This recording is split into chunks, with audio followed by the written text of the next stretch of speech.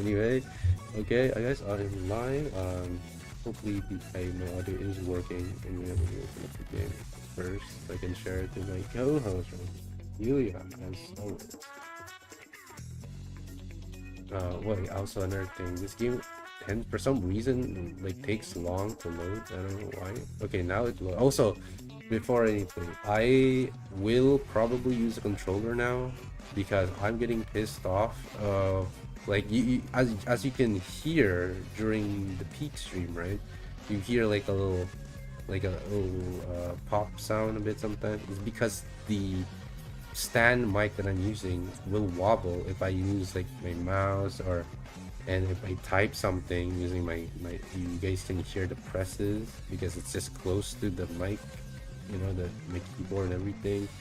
So that's why I like playing video games that's on the controller because they will not get picked up.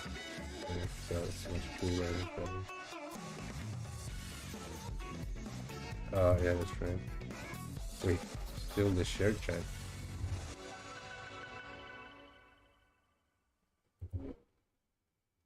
I mean, I closed it, but it's already closed. Yeah. Okay. But in any case, so let me share. Speaking of share, let me share the screen to you to the game. Bye bye.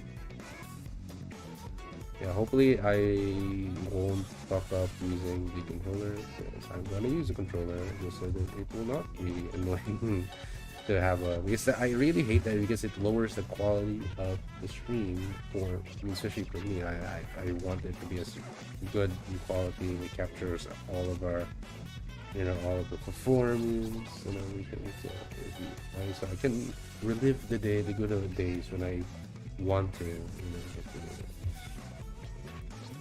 And I really, another good thing me doing this stream is I have an excuse to watch other people play the game too.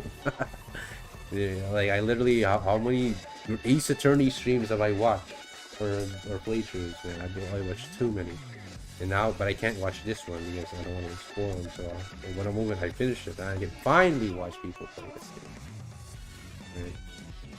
In any case, yeah, I forgot we don't need to knock anymore. Yeah, because, so I guess I'll just start. I think. I've remembered to do my announcement. Oh yes. Let's see. And that's Okay, this person doesn't seem to go. Yo, Beep Happy, we're back again. Yes, baby. yes, We're sir. back. Happy. How's it going, my dude? My good fellow? And this is what I've been looking forward to every single week, baby. Yeah, I'm gonna use a controller now, guys. So.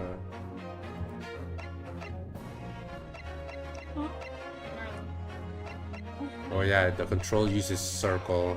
It's confirmed. Really pissing me off. How are you doing, Tappy? Did you eat something tasty while we were on our break? Okay. Now I need to remember what the voice is again. Anyway. Well, let's get on shit, yeah. But yo, Beep Tappy, I hope you had a good one. Have you eaten dinner already? This might take long. Yo, thank you so much. Can you pin this actually? Is it possible I for? have. Yeah, okay. Mods can pin. Yes. Thank goodness. Way ahead of you, my good sir. Yeah, so yeah. Yeah, you can see the game, right? Mm-hmm. Yeah. Okay. Various misgivings.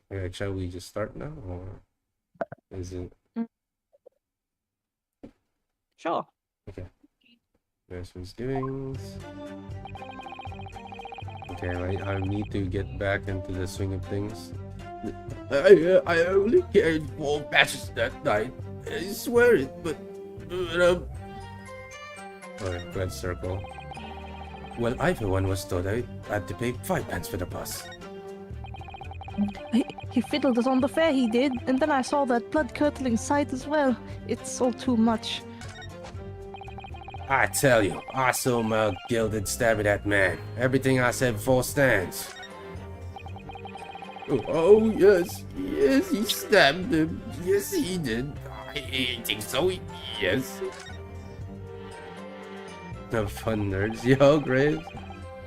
Not long ago, this trial very nearly came to an end. Somehow we've managed to keep our chances alive here. I can't waste this cross-examination. I have to use it to bring some new facts to light. Gonna be lurking. Yo, Neko. Hello, hello. Yeah, you have a nice lurk, okay? Thank you. And enjoy. I mean, if you're still listening in, enjoy the voice acting by me and my lovely co-host here. Thank you. Also, oh, Beep Tappy is doing good. Just finished eating some pozole. Are you Mexican? Pozole. Wow.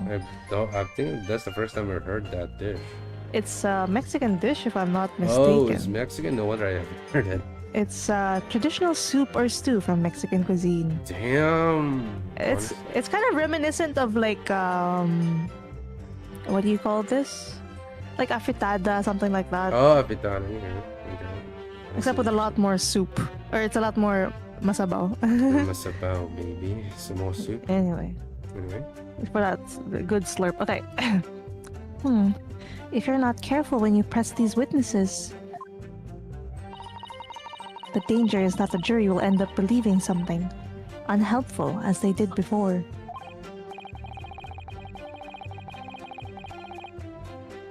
Maybe, but we can't let the fear of that happening stop us from uncovering the important new information. Yes, you're so right. I need to pay careful attention here. I don't want to miss even a flicker of a reaction among these witnesses.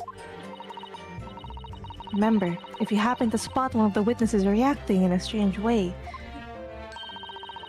don't hesitate to pursue them as to the reason. Got you, my lovely sister. Okay, now we don't need to...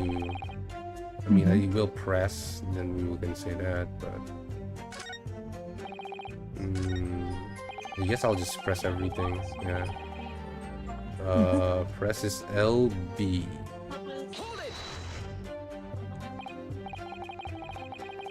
So there were only 4 passengers on your carriage, but you didn't charge them the standard 4 pence fare?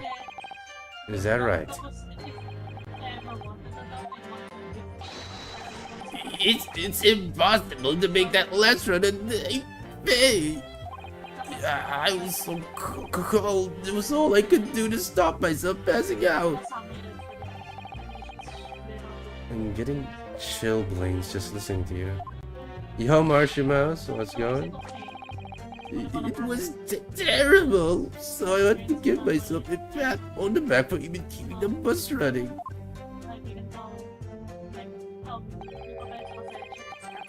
This a dedicated coachman to serve an extra penny per passenger?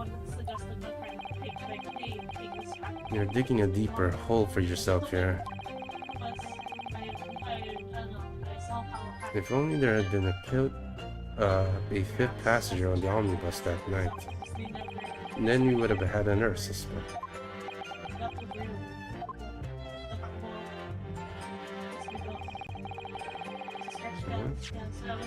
No, not evidence. Oh, god damn it.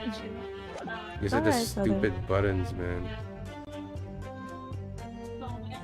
What was it? Less press. Thank you for shouting out Marshimas for me. Does that mean everyone on board that night paid 5 pence instead of 4? Well, I paid 5 pence too, sir.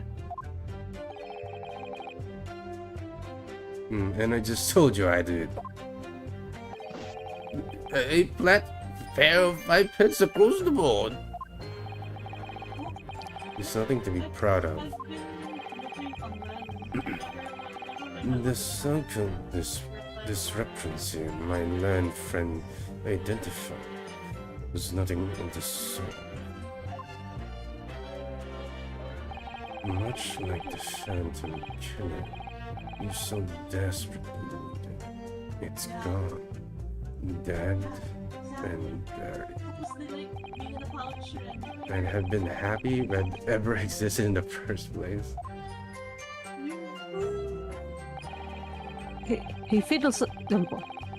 He fiddled the sound affair. He did, and then I saw that blood curdling. Oh wait, we already read this. Yeah. Express this. This blood-curdling sight. You mean the murder, I presume? Yes, sir. No, not the judge. How does he sound again? Fuck. Old. Yeah, I'm trying to. Old and British. A lonesome sight. No one should have witnessed the horror in the eyes of a man the moment in his life is taken. Oh well, not exactly, sir. I mean, I didn't actually see the exact moment the gent was stabbed. Okay. Good gracious! Really? We have another witness who did. Oh, the bank has already testified to it. But Mr. Fess didn't actually see the point at which the victim was killed. That may turn out to be very significant. I heard the banker gent next to me take a sharp intake of breath, see? That's when I looked through the glass. That's when I saw that horrible blade poking out from his belly, all covered in blood. Every time I see a knife now, I can't help screaming, even when I'm eating.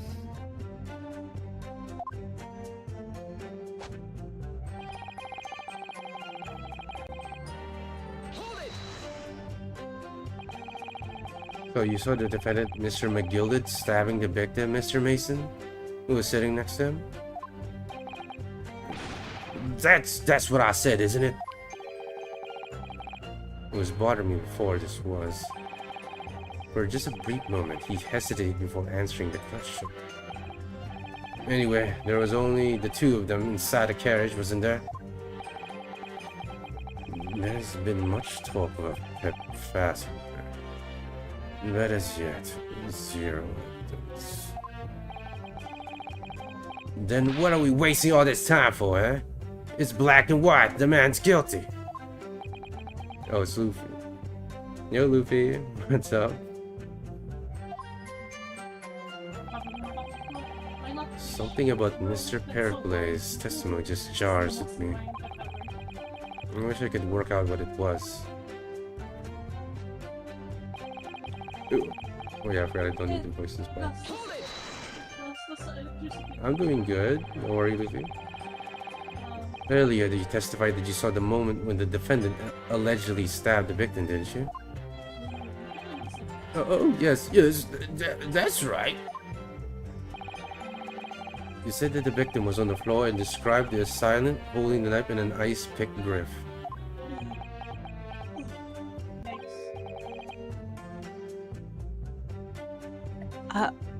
Oh, okay. I suppose. Madam, you just put the cart before the horse, baby. What's this? Well, I'm quite sure about most of it. I was driving the horses when I heard a scream from the seats of the roof deck. Oh, I expect that was me, sir. Then when I turned around, yes, I saw it through the skylight. The gentleman was on the floor. The knife was sticking up out of his midriff. That's right. Yes, the fellow holding the handle was the famous man. Yes. So, in short, you didn't see the moment when the victim was actually stabbed at all. I really thought that I did, but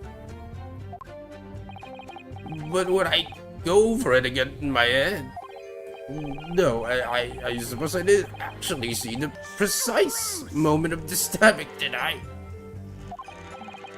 In fact, now that I come to think of it, it must have already happened when I heard the scream.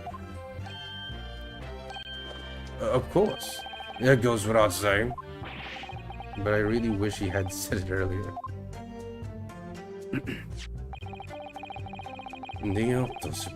The autopsy report makes it quite clear that the victim was stabbed only once. Which means the banker was witness to the fatal wound that ended Mr. Mason's life.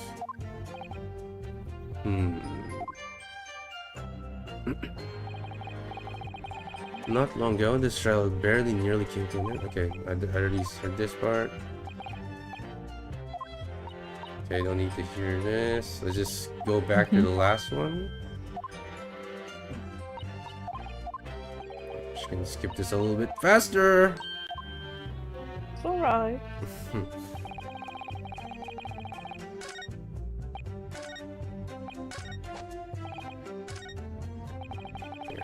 Let's go options to save.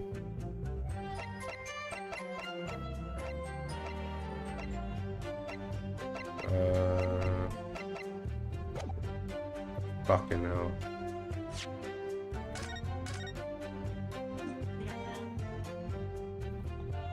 You can do it. Yeah, it's really hard to because the controls are as it's backwaters in my mind. Like it's really X is not confirmed and an O is confirmed. It's crazy. Anyway, LB. Okay, I'm just gonna go back to the part where he responded.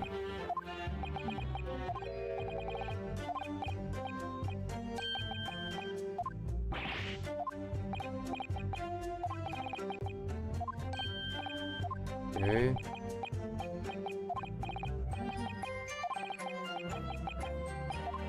Yes, okay, alright.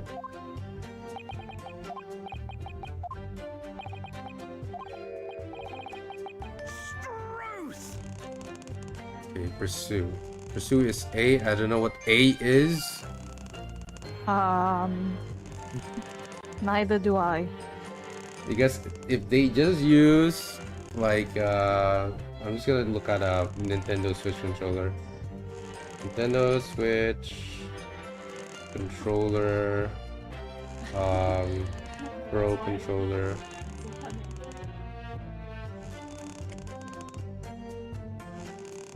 Okay, I guess I could just do this one. Holy shit! Bro's gonna break his teeth. You know what? Fuck the. Just gonna have to deal with this for now. Space. Excuse me.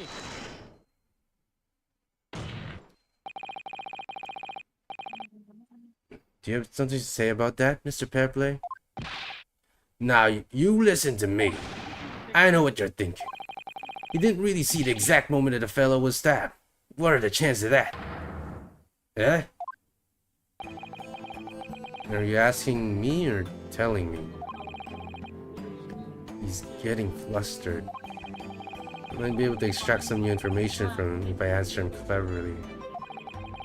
Could he have just happened to see the exact moment the crime was committed? Some days are like that.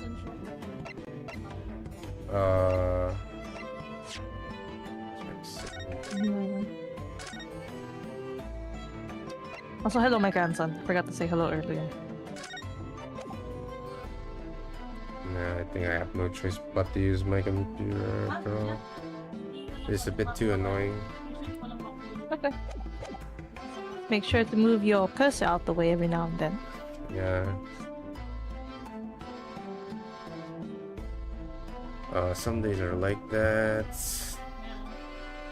No chance.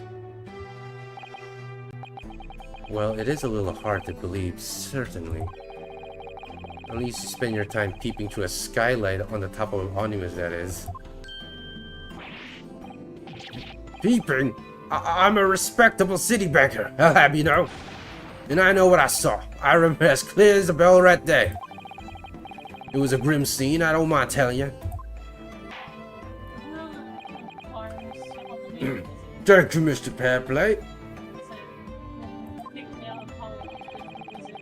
Excuse me, I was getting a little hot under the collar there, my lord.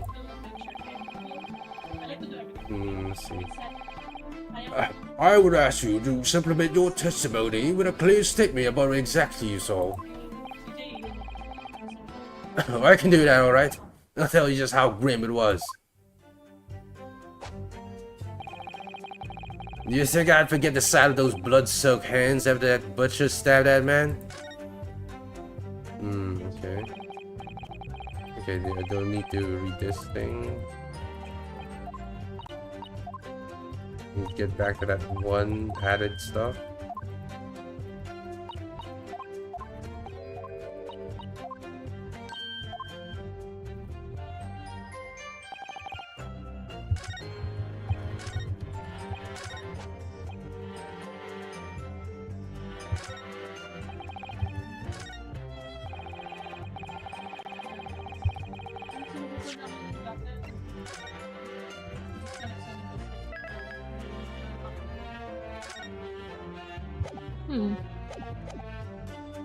Okay, and then E is present Q. I guess I'll do blood soak. Well, perhaps soap is laying it on a little thick, but anyway, there was definitely a blood all over them. Both of them were covered in it.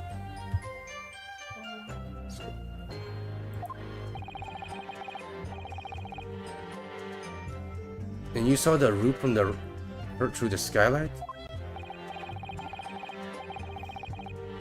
Well, the skylight's reasonably large, so I had pretty good view.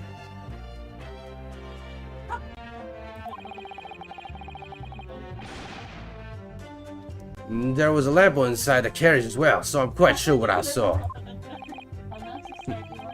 This banker's latest statement. I feel sure there's something not quite right about it. When you feel something doesn't add up, Mr. Naruhodo, that's when you should have a good look through the court record.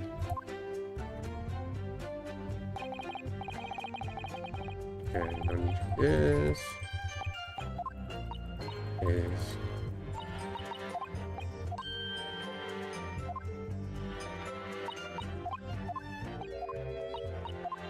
Okay, what could be it?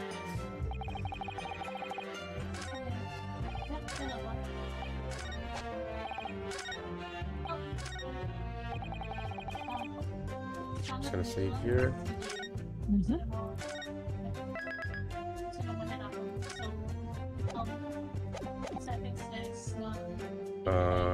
Let's see.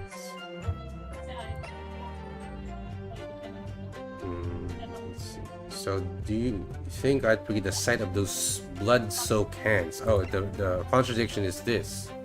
Because he's wearing gloves.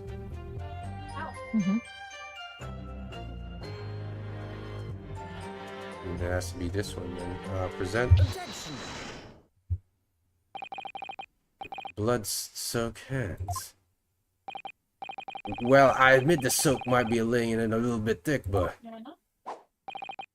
anyway, there was definitely blood all over them. Both of them were covered in it.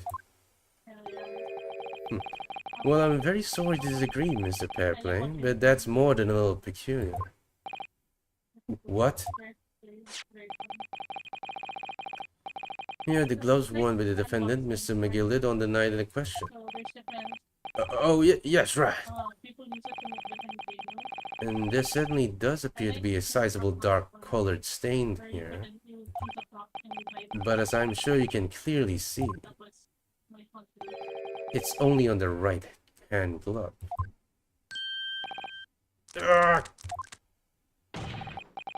In short, Mr. Pearplay, your testimony is inconsistent. But, no, that can't be right. So you're a liar? No, sorry, that's an old hag voice. So you're a liar then?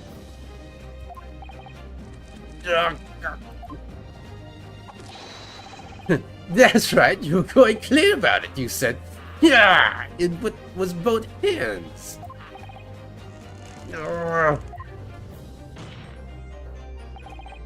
Mr. Fairplay, if your last statement was a lie, it calls your entire testimony into question.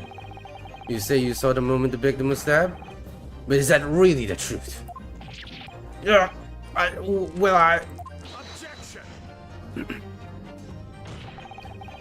It was a simple mistake. You can't justify his accusing this man of lying.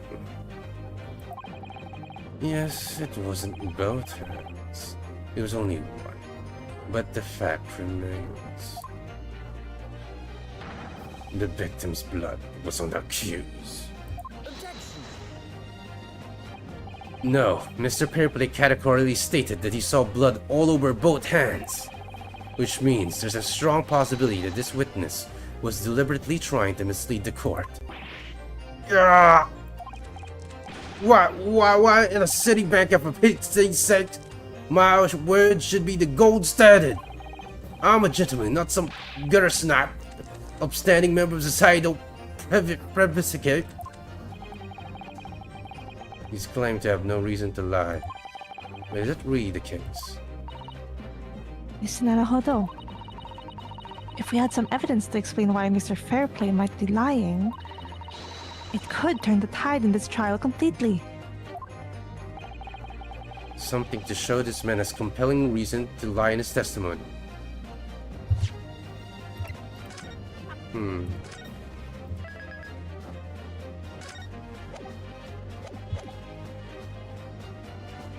Let's see the court record first if I say anything.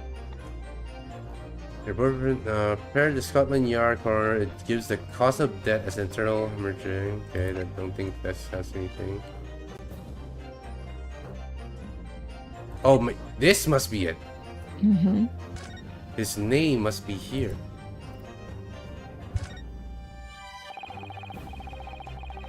This portfolio must contain all sorts of secrets of London's gentry. Oh dear. Do you really think we ought to look inside? Well, it's not as though we know any of London's gentries personally, is it?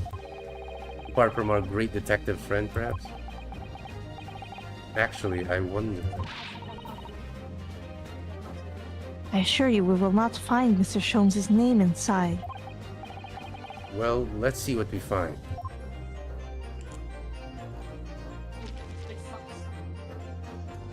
Okay. But before that, I need to check something. Okay. I'm just gonna raise you up a little bit more. Right, thank you, thank you.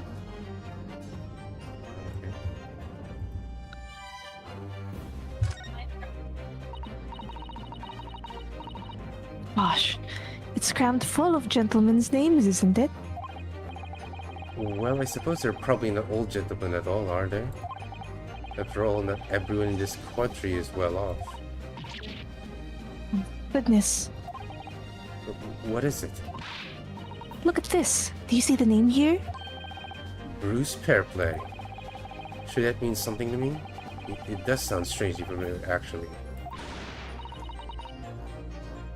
Bruce Fairplay, the witness testifying at this very moment. Yeah, what the hell, man? Oh yes, of course, the banker. Why is his name in here? Ah, he borrowed 20 guineas, did he? And look, the repayment date is fast approaching. It's possible that this is just a coincidence, of course, but this could be very useful information. Alright. I mean, I knew this would have to be the only reason why. I was like, what reason could he have? And then oh yeah, there's a debt. I remember there was a guy, the guy was in debt, so he probably must have been here too. I'm just gonna save. We got him, Bellas, we got him. I have evidence. My lord. Yes, counsel. The defense is ready to present evidence. By Jove, are you sure? Yes, evidence that will clearly demonstrate why Mr. Fairplay had reason to lie in his testimony. Ah!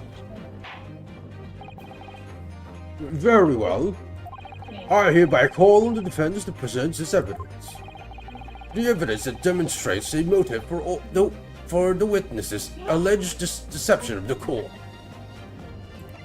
Man, I don't know how he originally sounded. Close enough. Yeah. This is a list of the debtors who owe money to Mr. McGilden. Debtors. No, debtors. Sorry. Yes, unless an innocent victim is crippled by the accused's extortion. The point is, among the names of these debtors is your name, Mr. Bruce Peffley. Ah, What? Mr. Peffley, are you currently indebted financially to the accused? No, well, it's barely what I'm being called a debt. According to this ledger, you owe 20 guineas. Not an inconsiderable sum of money, wouldn't you say?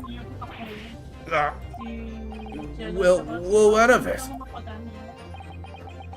Let's suppose Mr. McGillen were to be found guilty of the murder. What would become of your debt in that case? These documents state that a loan agreement is forged between two individual parties.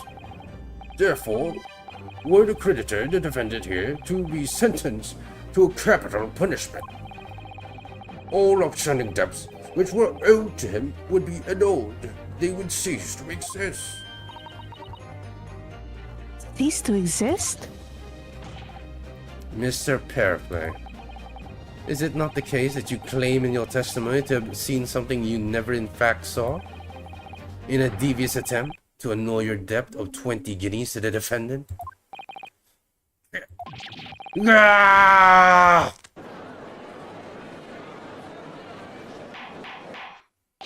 Order! Order! Order! Mr. Peffley? Yes, my lord. Let me ask you again, and be aware that your answer may have most serious implications for your future, sir. Did you, or did you not, see the precise moment and the time in which the defendant is alleged to have thrust a knife into the victim?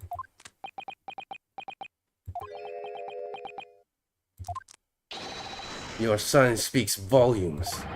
You did not tell the truth in your testimony. Alright, now let's not make a melodrama out of this. Bibbs, I did overstate the truth a pinch. A pinch? But it makes no difference. I distinctly remember seeing blood on McGilden's hands, both of them. And yet only one of the defendant's gloves, which we have here as evidence, is stained. So you keep saying.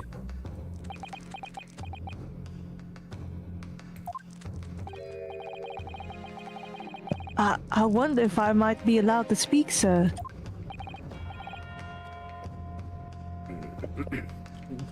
Go ahead, Mr. First. Well, the thing is, I think I remember seeing it myself, as it happens. Seeing what? The blood, sir, on the assailant's hands. I think, yes. I'm almost sure that it was on both of his hands, not just one. What? What?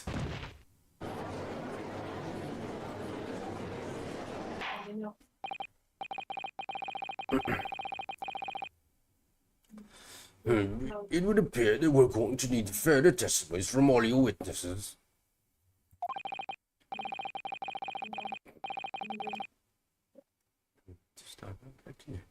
This time I would like to know precisely what you did and what you did not see. Do I make myself perfectly clear? Yes. Mr. Naruhodo, this is good news. The course of the trial seems to have shifted slightly at last. Yes. I might finally have a chance to turn this thing around here.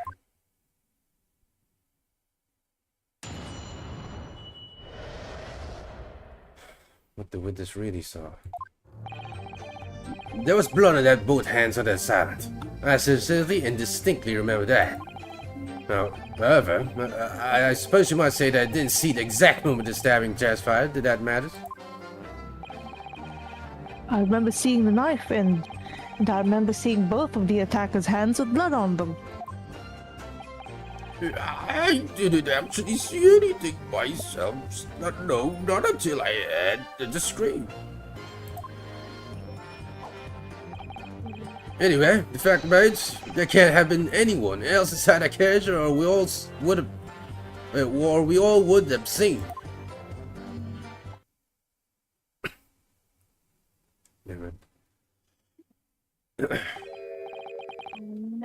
Well, lo and behold. In truth of fact, not one of you was witness to the crucial moment that the crime was perpetrated.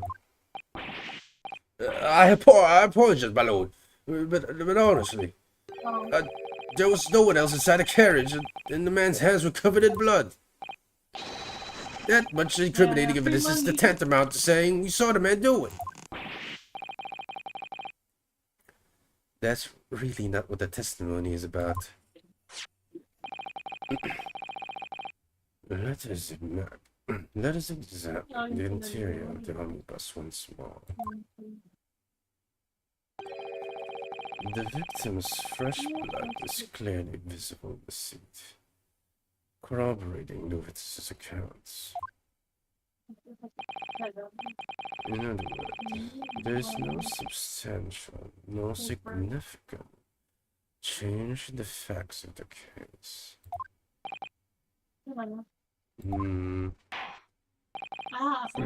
Very well, your cross-examination, please, counsel. Yes, my lord.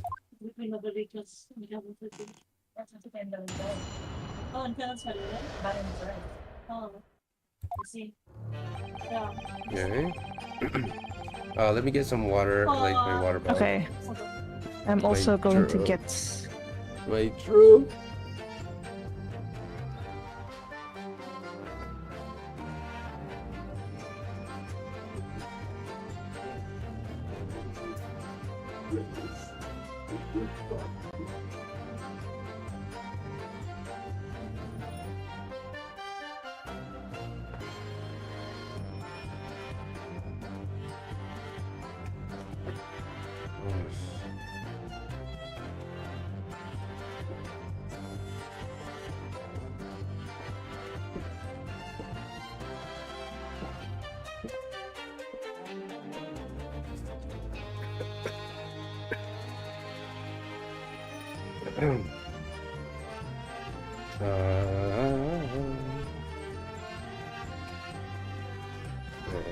Voice actors doing.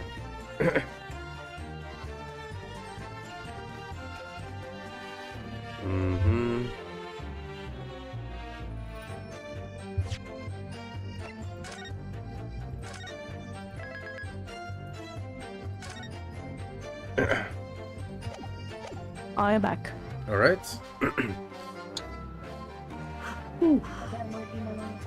Let's just press everything, I guess.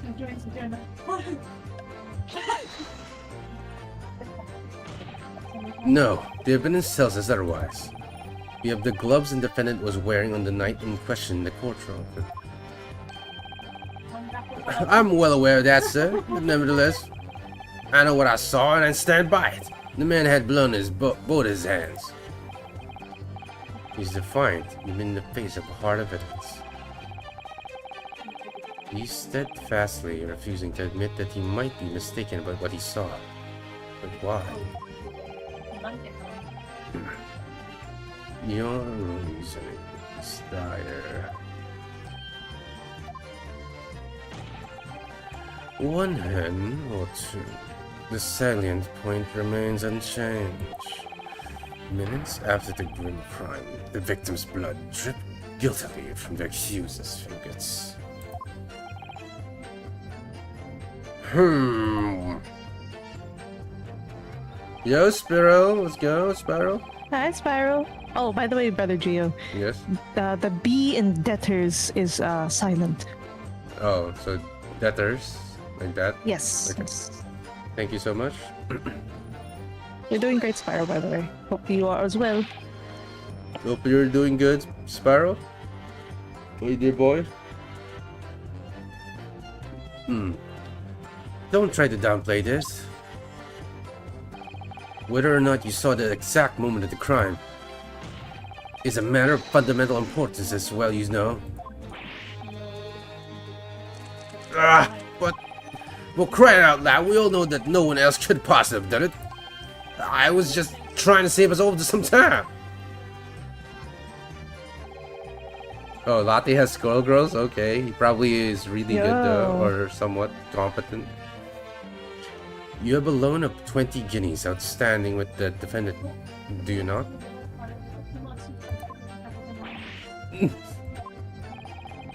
And you hope to release yourself from the financial burden by ensuring the defendant was found guilty. That's not entirely not what I was hoping for.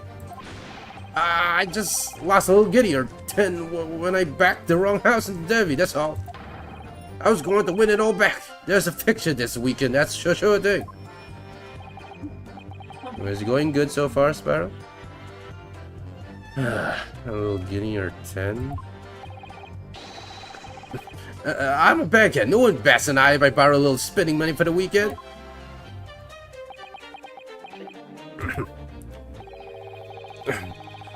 I think you may have revealed rather more of your character than you're bargaining for, sir.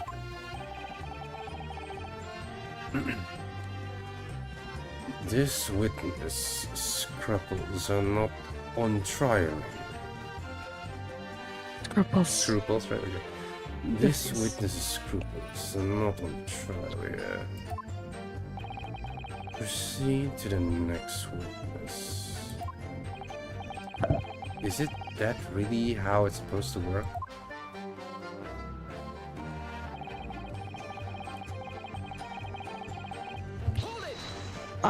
Yeah, so you read that. Yeah, because we already said it once, so you don't have to strain our voices more times. Anyway, you definitely saw that too? Blood on both hands? Yes, sir. I mean, I know what you're going to say. Only one of Mr. McGilded's gloves has any sign of blood on it.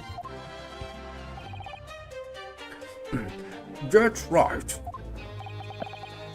The thing is, as far as I remember, sir, when I looked down and saw Mr. McGilded sitting beside the other fellow, I don't believe he was wearing any gloves, sir. Wasn't wearing these gloves?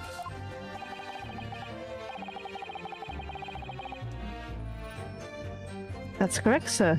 And I saw the blood on both his bare hands quite clearly.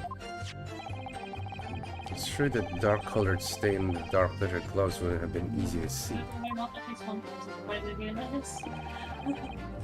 I should point out that the police officer who apprehended the accused on the night in question reported that there were no traces of blood on Mr. McGilded's gloved hands. There wasn't blood on his hands? This is puzzling indeed. This must be significant somehow, I'm sure of it. I did actually. I forgot that I don't need to. I don't want to strain my voice unnecessarily. You didn't see anything? Oh yes, sir. That is to say, no, sir. I didn't. Very sorry about what I said before, sir. Very sorry. Yes. It was very wrong of me to make up stories and say I saw him stab the man. Would you agree, sir? I know what you're insinuating, but I certainly wasn't making up stories. Still, to say you saw nothing isn't right either, is it? No, sir. I saw nothing at all. Mr. Beppo, you were driving your horses. At the very least, you must have enjoyed a good view of London streets, no?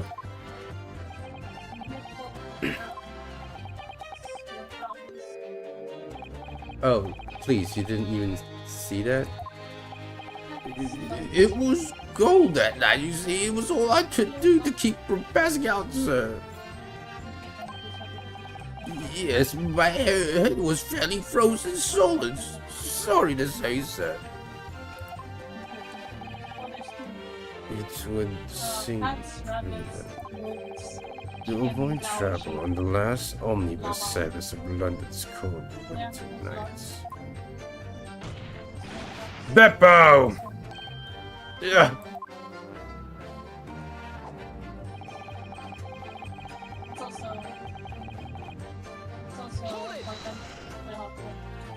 And everything you saw of the incident was through the skylight of the roof of the omnibus?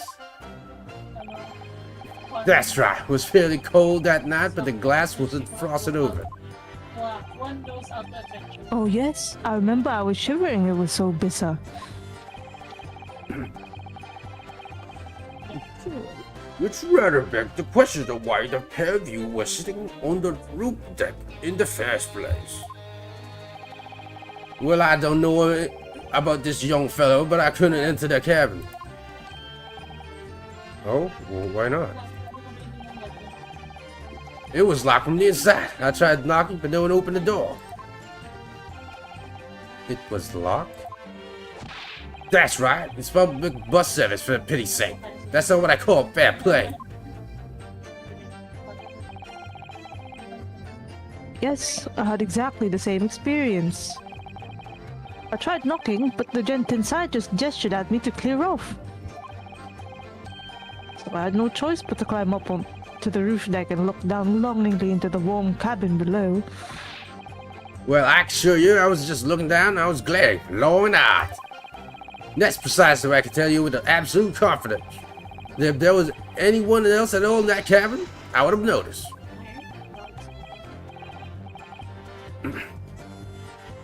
Unequivocal, is that how you say it? Yep. Okay.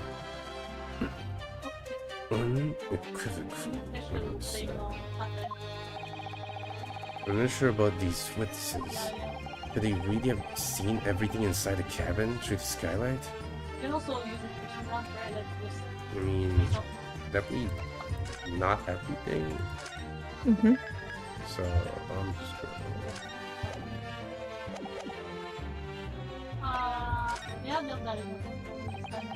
allow me to confirm one thing, Mr. Fairplay. You were riding this omnibus and witness the events in the cabin through the skylight and the floor of the upper deck, is that right? That's right, yes? In that case, there is a portion of the cabin interior that would have been out of sight from you. What? But by golly, really? Obviously, at this stage, we can't say for sure. But the possibility cannot be denied that at the time of the incident, there could have been another passenger in the enclosed cabin of the omnibus.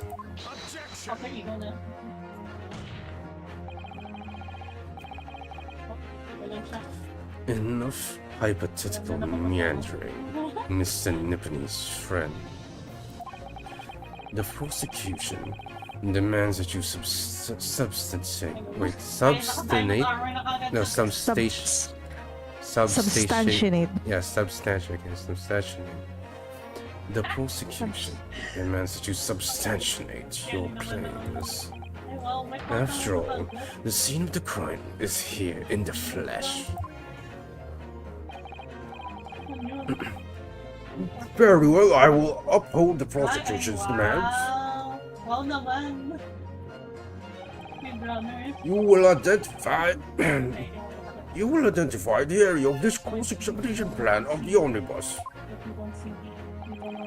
Where exactly in the omnibus are you suggesting that this potential extra passenger could have been insinuated? Na-stuck siya sa block na lang siya natalon. Oh! Ow! Didn't see that. Saw nothing. I mean, here, I guess? They were sitting Well, here, right? where was Fairplay sitting? They were on top here, right? Yeah, so I mean, he wouldn't have been able to see it if he was in that front row, so he was in the back row. If he was in the back row, he would have been able to see This one. that side, but not the other side, because it's a blind spot that's directly below him. I see. I keep forgetting where everyone is in this entire thing. I wasn't really sure. But yeah, then it has to be this one because he won't be able, he can only see this. Where was ladies first here? Who? Lady- Oh, first? Yeah, first. Was Well, he here? said he saw him, so they were probably next to each other. Oh, okay. Then who's here over here? What? Huh? I guess Maybe no one. Okay, well, this is the only thing, so... Both rows of seats on the floor face in the direction they travel, whereas the seats in the enclosed cabin face each other, which means the visible part of the cabin, which the passengers on the roof deck can see through the skylight, is as I've drawn here. Oh, that's right, my lord. As you can see, the seat on the opposite one on which the victim and his attacker were sitting is obscured from view. In other words, if someone had been sitting on that seat, it's quite possible that these witnesses would have been completely unaware. I need the leather. It's fine. It's quite possible If I some catch them off guard, phantom they was will sitting there. You Japanese have a abiding habit of obscuring the truth with ambiguity.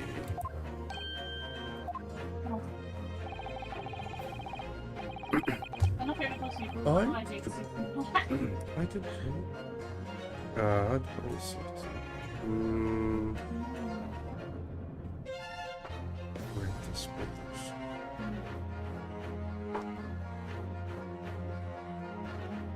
I concur with the prosecution's rejoinder. In a British court of law, evidence is paramount. I cannot entertain this conjecture, counsel. That is, unless you're able to put a name to this mysterious passenger to whom you allude. I think about IKEA every day. Can you, Mr. Naruhodo? I honestly don't know. Who could have been? Who could have been in the other seat, which was out of sight from the witness of the roof deck? Was it mushroom patty? Hindi ko alam.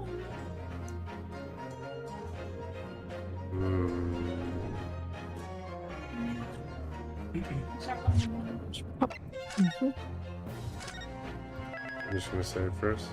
Where is this parang? Saan ka nun?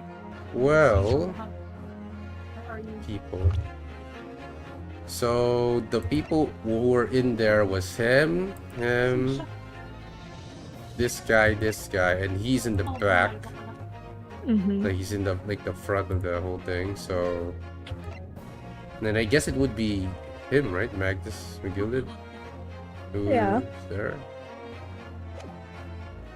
So 2 people on the inside, 2 people above, but there is a 5th person. So who could have been the 5th person is the question. Yeah, who could have been?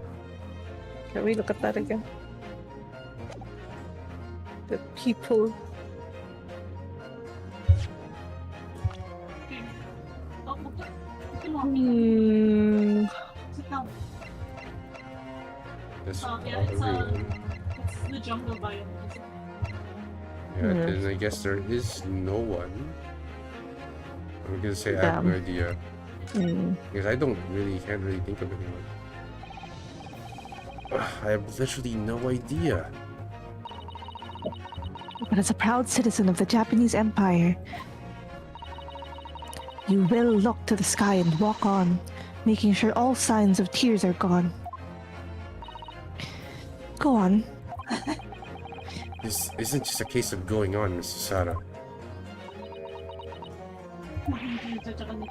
All right then, I'll go on. The defense would like to put forward a name. Honestly, I actually don't know who it could be. I played this game to have fun. You or that response was as desperate attempt by a man who has no notion of his own limitations. Next thing's vanilla, I guess. A toast to the hard and lessons not yet learned.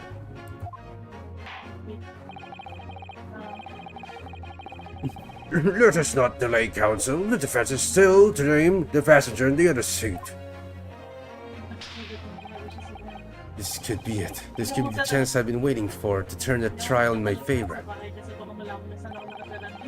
On that night of the murder, the person occupying the seat in the anonymous cabin that was obscured from view was... Oh shit, it really makes us want to say someone. Ooh.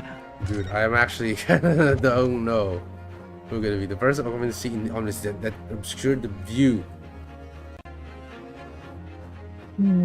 Well, I can't just say this guy. He's not even part of the whole thing. So it really has to be any of these guys. Yeah. What the fuck? So, hold on. So let's entertain the fact or the idea that it's one of those two, right? Yeah. So, he witnessed. He has motive, but is that enough to murder a man? I mean... I mean, I would say it might be enough idea, but especially I don't know how much 20 guineas is, but you know, that's still kind of from what it sounds like a lot in their head. But I don't know whether we still did it, because it just doesn't, like, I don't get that vibe that it is him, right? Especially it's a bit odd. I was going to say, what if it's that hat guy? Because he says he's a hat maker, but his hat is not a hat, very good hat. Yeah, that's the thing, right? That's also a thing that I was thinking of. Okay, this is the thing, right? They're both at the same place, all right? Those two sitting. So it can't be he was there, because otherwise he would also be a part of it, unless they both are in cahoots, right? So, well, there's only one way to find out. Yeah, I'm just gonna shoot blank. Okay, they're 21. Okay. 48. Damn. 54. This guy looks way... He's doing much better, I would say. But he's rich. No, this guy? No. This guy. No, I mean him, yeah. I'm just gonna say him. It just makes sense, but I don't know what that will imply. Oh! Whether I get it right. The passenger in the enclosed cabin that the witness on the roof deck failed to see has to be been Mr. Magnus McGilded.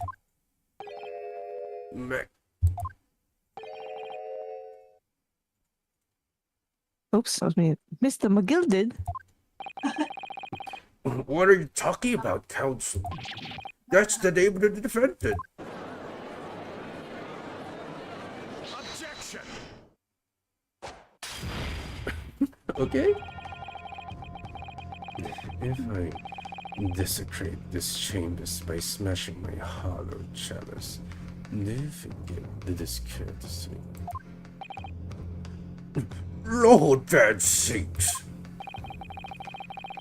People talk of those tiny island nations in the Far East as having a learning and culture of their own. What are you? Oh, amazing. But I see they use the terms ill-advisedly. What are you trying to say? Let me explain in terms that even a student of an artless backwater such as yourself might understand. When the bloody scene unfolded, the victim and his assailant were sitting side by side. Multiple witnesses have attested to that fact. It's the very premise on which this case is built.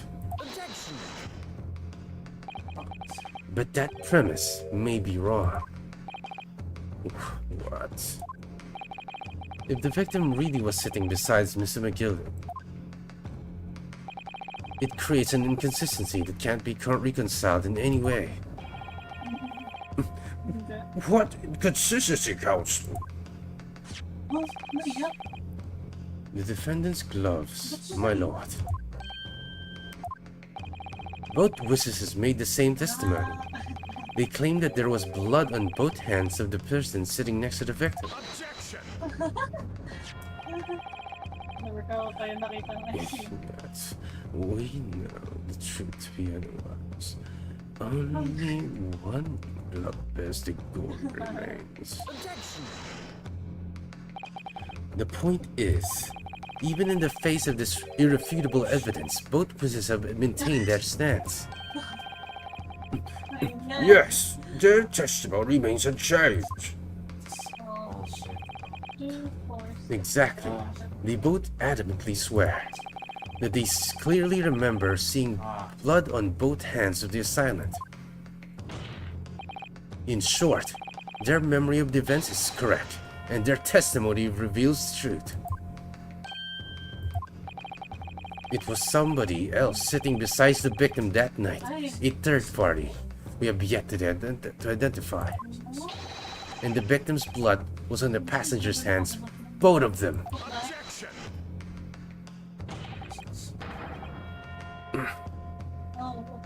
And who was this third party? Obviously, the true culprit. Extraordinary!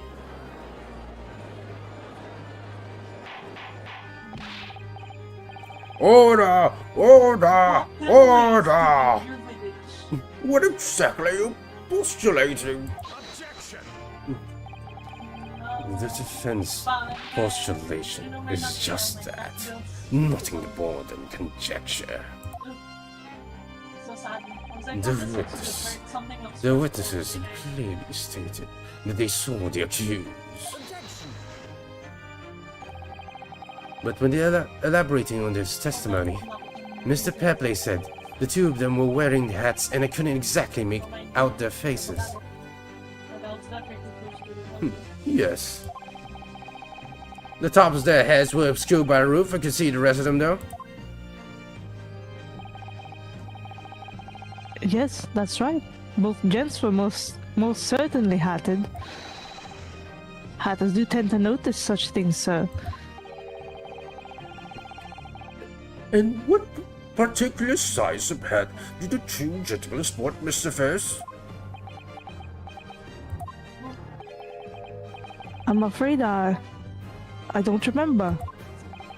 And you call yourself a hatter? The style of hat makes no difference. There was no third-party passenger in that cabin. How can you be so sure? Because if there had been the accused, Mr. McGilden would undoubtedly have offered to dispose the fact. Unless that is you're proposing an even more preposterous examplation.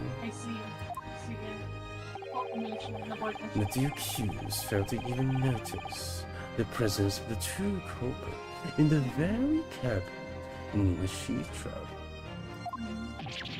Ah!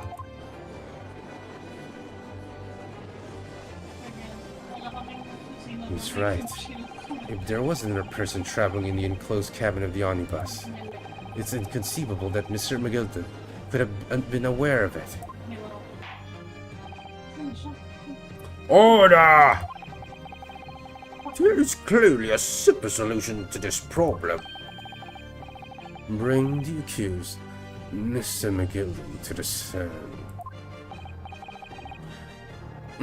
Well, what say you, counsel? The prosecution objects, my lord. On what grounds?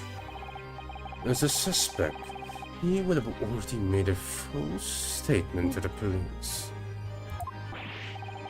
But what if there's some reason why he's unable to speak freely? Magnus McGill is no uneducated ruffian. If it indeed turns out the man has been withholding information, you can be sure it will have been a most deliberate.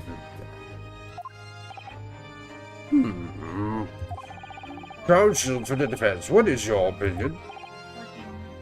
My lord, should we ask Mr. McGillis to testify or not? I'm going to say demand this testimony. I guess honestly, I don't have any other clues to go for.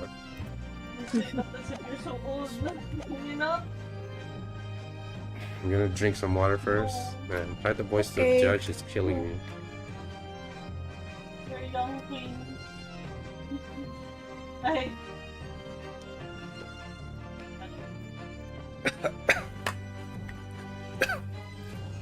You alright there, brother? Bingan. I'm gonna get some, what do you call those? Lozenges or something? Strepsil. The man's testimony. Yes, we need to hear what he has to say in order to find out the truth. The defense would like to call Mr. McGillen to the stand. In that case, I would like to hear the opinion of the jury. Yes, sir. I need a little time to consider this. If you ask me, I think we should hear what Mr. McGilded has to say. Get that man out of here, I say. It would be utterly illogical not to hear his testimony. When something needs doing, get it done. That's how I run things at the Guild. Hearing what the patron of my favorite little park has to say, oh yes, that would be lovely. Yes, the jury says the man must be heard. Very well, the court will hear the defendant's testimony. Bailiff, show the defendant to the stand at once. Oh, Gio, just can I maybe use the bathroom for a moment? Yes, please while go he's ahead. being brought out, thank you. Don't worry. Honestly, it's a good, good chance for me to keep drinking more water. Sorry, we're gonna have a little quick break here.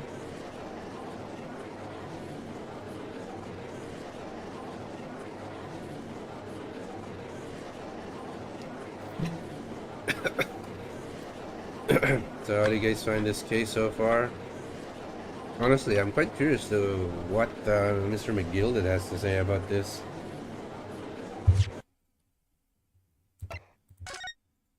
It certainly is quite something. I need to find a better way. I'm just trying different ways to kind of make the judge voice without hurting my goddamn throat. So I'm trying different ways to do it. It's really difficult. I think I need to do some more research on voice acting, to be honest, guys. It really does hit my throat, this show. Yo, Jim! How are you? How are you? Give you a shout out. It's a good time to do so. Did you just get here, Jim?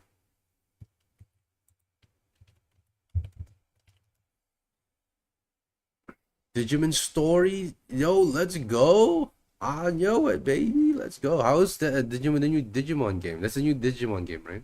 Time Stranger. Dude, to be honest with you, I'm happy where the thing that the Digimon has been doing.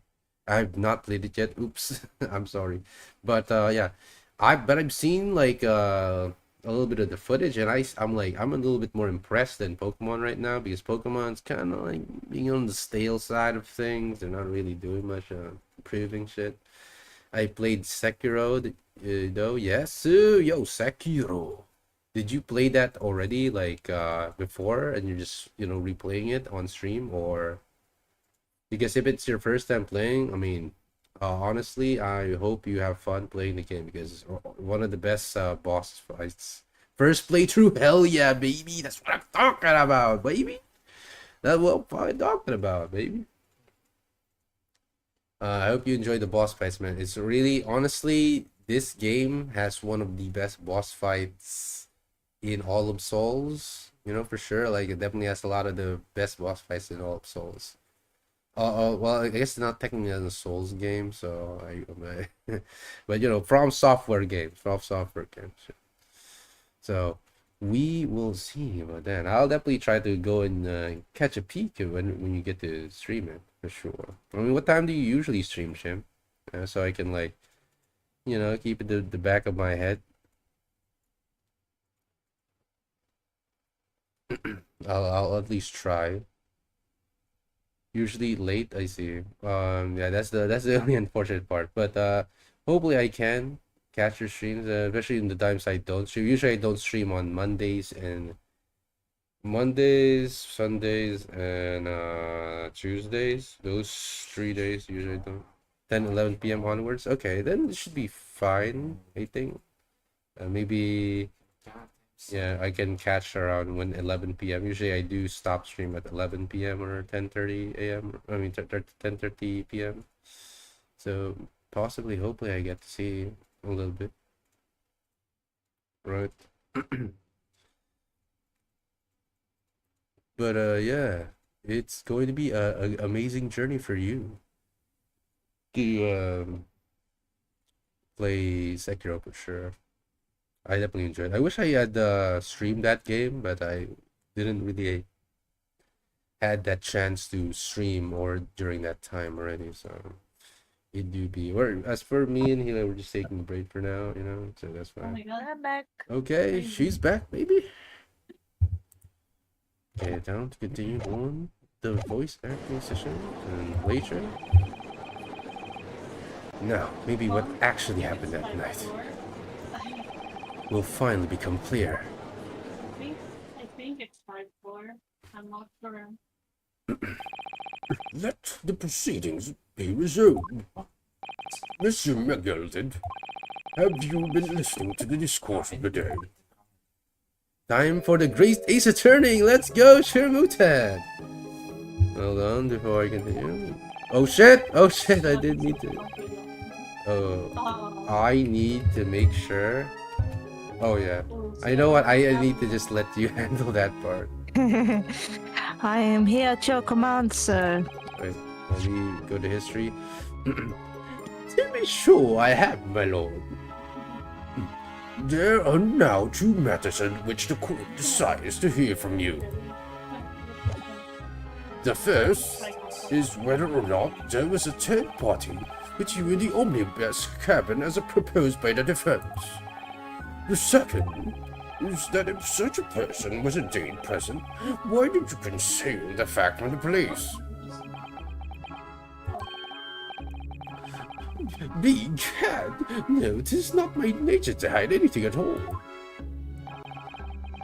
Just answer the question, please. The truth of the matter is, I've been desperate about this all along. Do I tell yous or to keep my mouth shut? Tell us what, Mr. McGilded?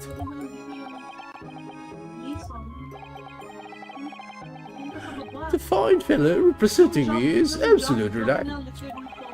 In the carriage on the night with myself and the other man, there was another passenger.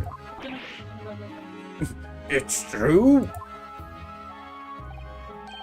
Aye, it was me who helped the little urchin get away after it all happened. Bawal ka umalis. You... What? Oh, damn.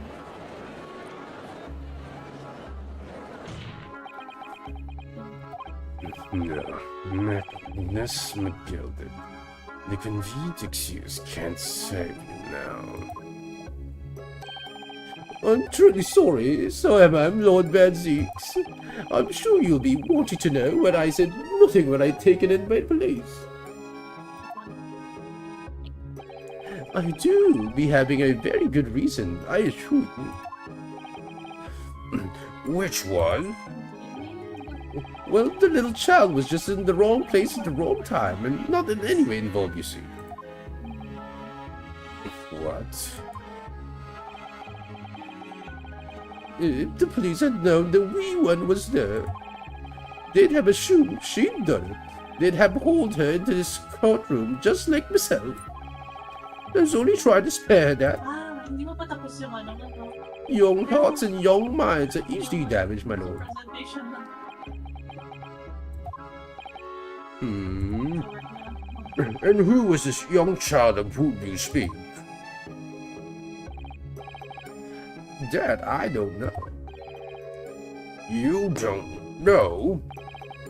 Aye, well, the wee thing just happened to be in the carriage that night. I never saw her before or since. We have an absolutely no reason to believe this man.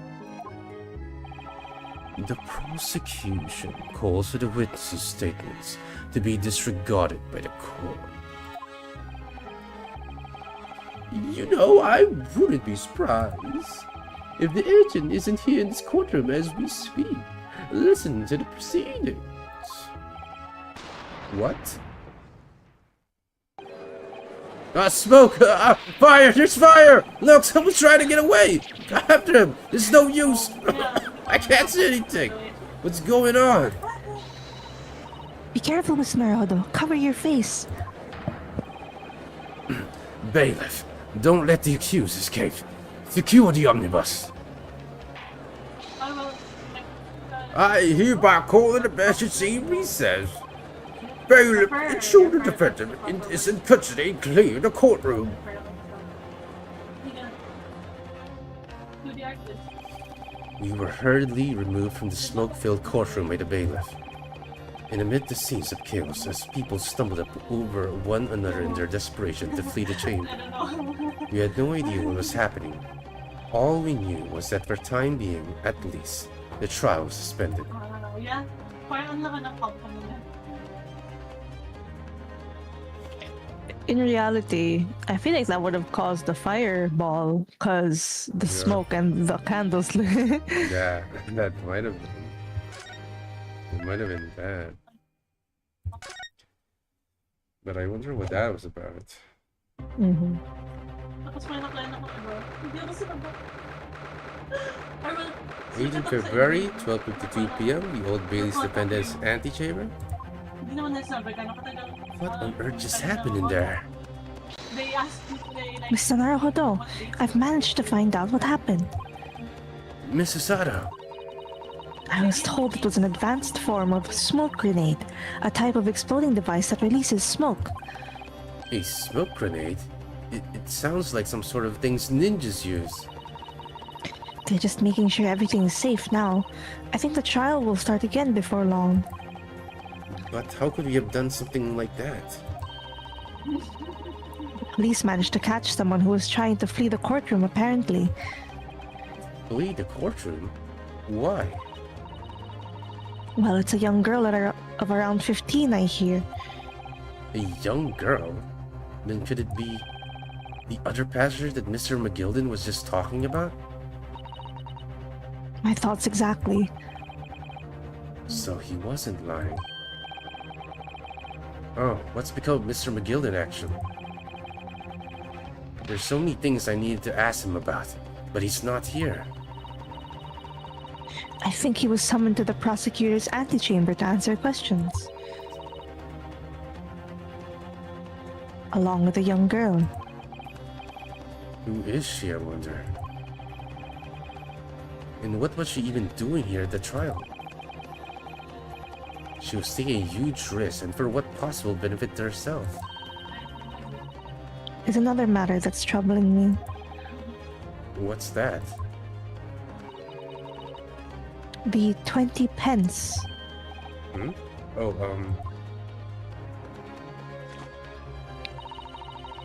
According to the coachman, Mr. Beppo,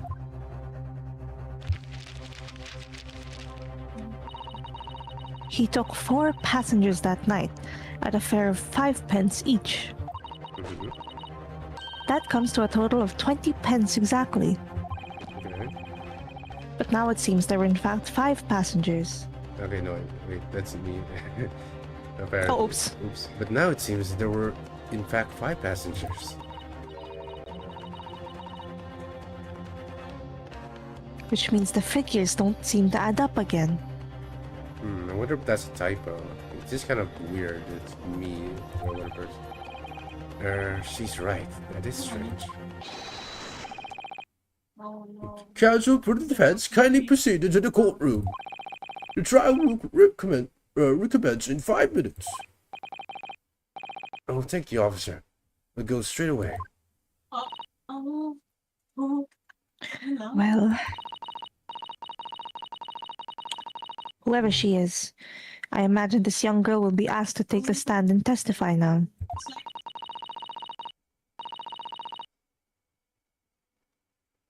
I really can't imagine what she's going to say, but it could alter the whole direction of the trial. Oh, wait. Shit. Oh.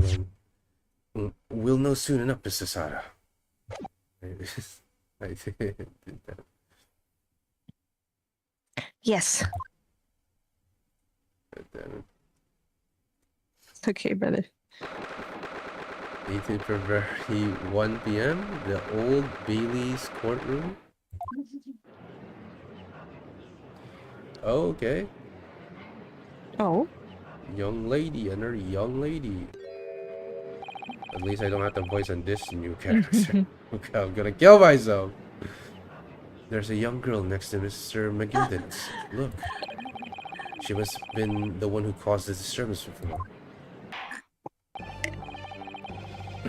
Well, after that rather eventful recess, the court will now resume the trial of Mr.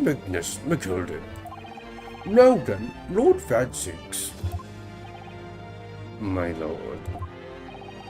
I believe you have established the cause of the smoke which failed proceedings earlier. It seems to have been an advanced form of smoke grenade, of the sort typically employed by the army. Good gracious, the army? What a devil's name! It was an elaborate attempt by a young girl to cloak her escape from the public gallery, but she was caught. And now occupies the stand. Your name, girl? Okay. Are you responsible for the smoke grenade in which induced such pandemonium here in my courtroom? What is the meaning of this deplorable behavior?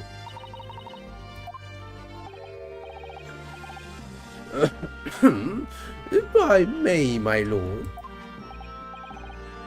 Yes, Mr. McGilden. I think perhaps I ought to explain here. Why is it that this wee lass was here in the first place, and why she tried to vote like that? 'Tis all tied up with the events of that night, so it is.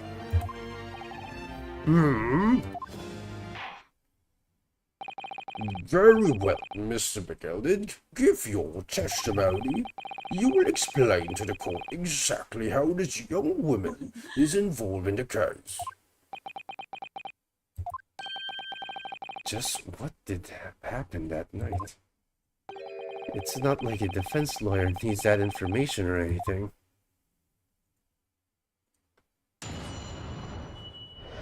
Yeah, why didn't you tell me, bro? You're my defendant, bro. You're my client. On the night in question, I took the back seat in the omnibus and promptly ignored it all. Then, big horror, a loud thud and a wee scream woke me up with a fast start. There was a fellow collapsed on the floor at my feet, so I sat him up on the seat across from me. Then I tend to find out where the scream had come from, and bless my soul, what did I find? It's partially open up. There was a child in there, all caught up in a ball, hiding her wee self away. It's yung ano? Yeah, I remember somewhat of a baffled I confess. they're cute. They're But pretty from cute. what I gathered, on the night in question, this young girl was indeed riding in the omnibus, is that correct? This exactly as the defendant's counsel said. This lass was the fifth passenger, my lord. Also. Oh, I tried joining the test. Pero kung iPhone lang yung test nila. Very well. Yeah. The defendants may now cross-examine the witness. Are you ready, counsel? Yes, my lord. Or rather, no. I have no idea where to start. Oh, you mean this one? Okay, better drink some water first. Here, flash on. Alrighty. Mhm. You're doing great, my boy.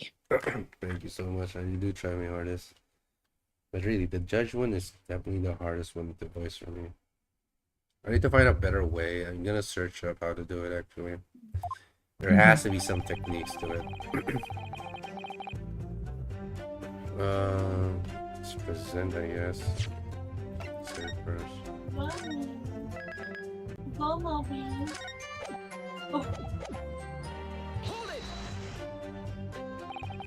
And when you got, and when you first got onto the omnibus, were there any other passengers already on board? There were not. The cabin was empty, and there was no one on the roof deck either. You were the first passenger, as it were, I see. Aye, that's what I took the backside as I did. 'Tis the most comfortable, so it is. Roman colored white. Could you explain exactly what you mean by the back seat? Anima, sorry. By all means, 'tis how you already described it earlier. Oh, this I'm one's talking about the seats opposite to the one in which the poor gentleman was sitting. Like I said, this is the most comfortable, where I feel most at ease. And of course, I enjoy gazing through the skylight from time to time as well.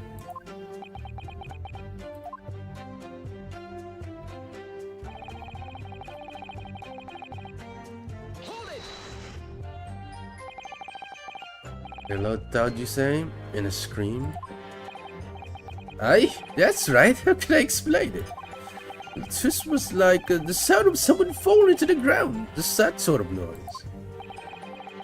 So you think it was the sound of Mr. Mason falling to the floor having been stabbed? Well now, you'll remember I was asleep at that time, so I wouldn't like to say. And when the sound woke me and I opened my eyes, there wasn't a soul to be seen in the carriage but the pillow on the floor. You didn't see anyone, but at the same moment you did hear a scream.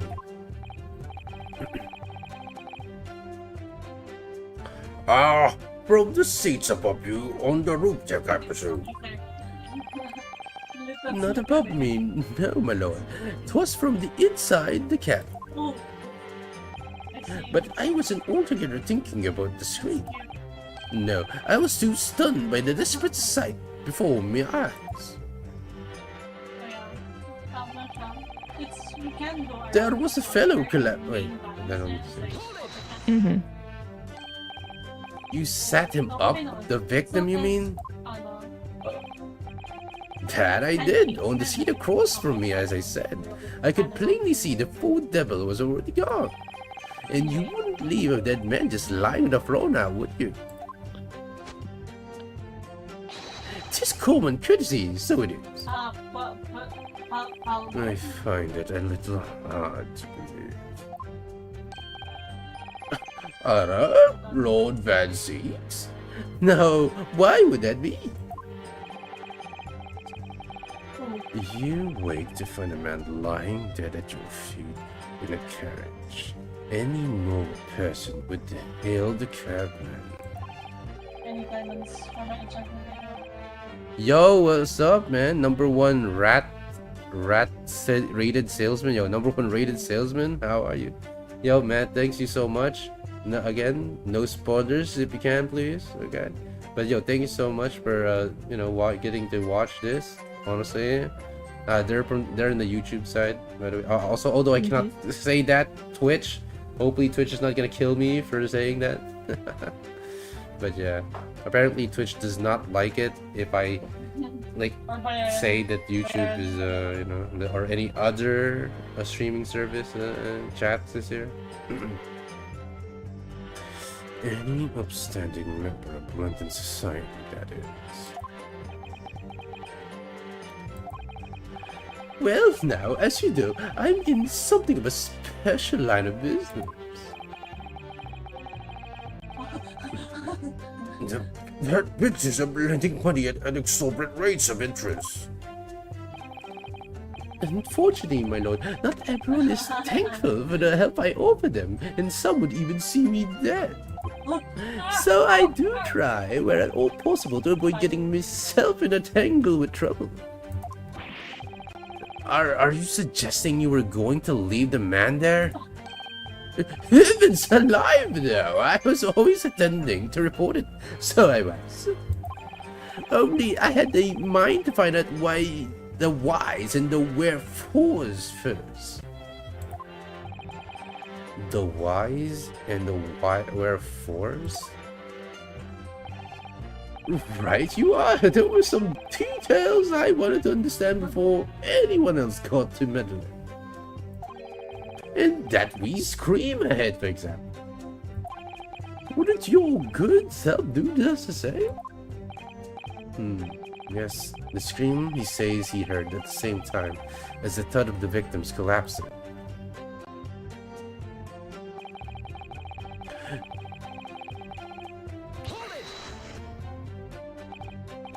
I'm afraid I don't understand. I'm sure you told the court that there was no one else in the carriage except yourself and the victim. So I did, sir. So I did. As far as I could see that. What do you mean by that? Well now, just a queer thing. The wee scream ahead as I woke up. It came from, if you achieve the vulgar expression, under me backside. Good gracious! Under your backside? And when I lifted the seat on which I'd been sitting, I found there was a wee cubby hole there for storage. Mr. Maruhodo, we'd examined the omnibus ourselves, remember? Yes, of course. The whole bus was submitted as evidence. This would be a very good time to have a thorough look around inside.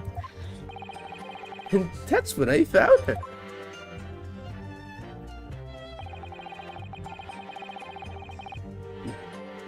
Let's see, this is the last one. You say she was hiding herself? Aye, that's right. It was hard to see in the dim lamplight, but she was all curled up in a wee ball when our eyes met. Well, I recognize the me heart nearly stopped beating in my chest. You're really overreacting this. Still, and all I pulled her out from under the deck and sat her on the seat opposite so I could have a wee chin wag with her. What the fuck is a chin wag? What?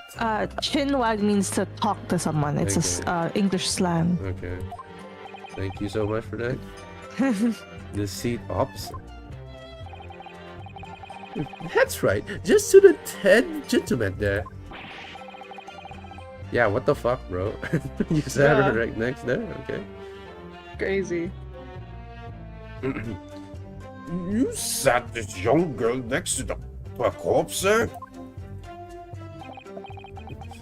Well, I'm sure I mentioned. A gentleman in my position can all too often find himself in mortal danger. So, I needed to find out just who this urchin was, you see. And while I was in the middle of talking with her, I heard another scream, a fella's voice this time. What? Okay, must be the people, yeah. Yep. Presumably the scream was Mr. First, who was sitting on the roof deck seats. Right you are again, I would say, sir.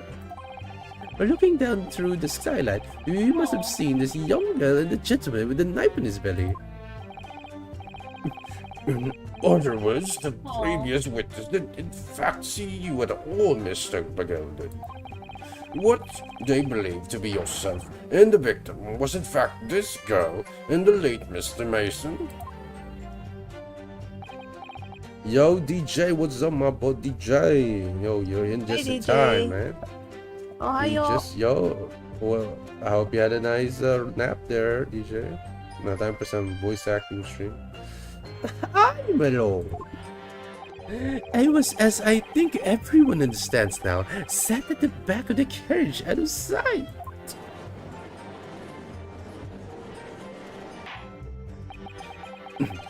It is certainly plausible. If The you're defendant is somewhat diminutive in stature.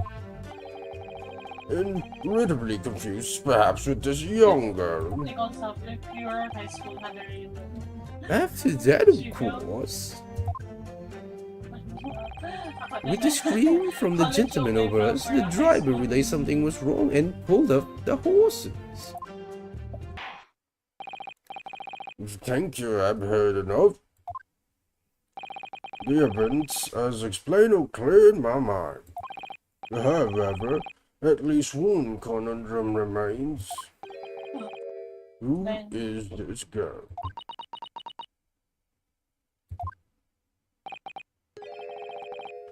Her name is Gina Lestrada, my lord. Gina. Oh, is it Gina? Yes. Okay, Gina. Oops.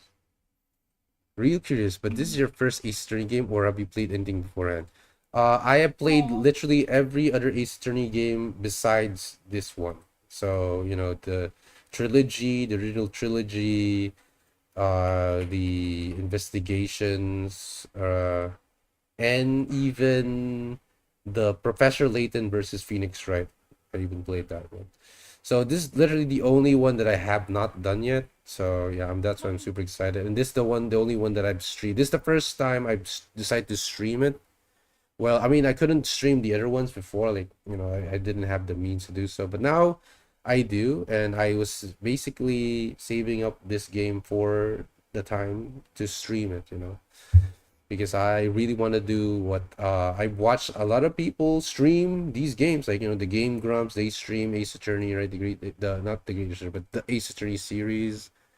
Same with Nico B. I like watching him. He's probably the one that got me into wanting to do voices. Like, I don't know if you know Nico B, but he likes doing these kind of playthroughs a lot.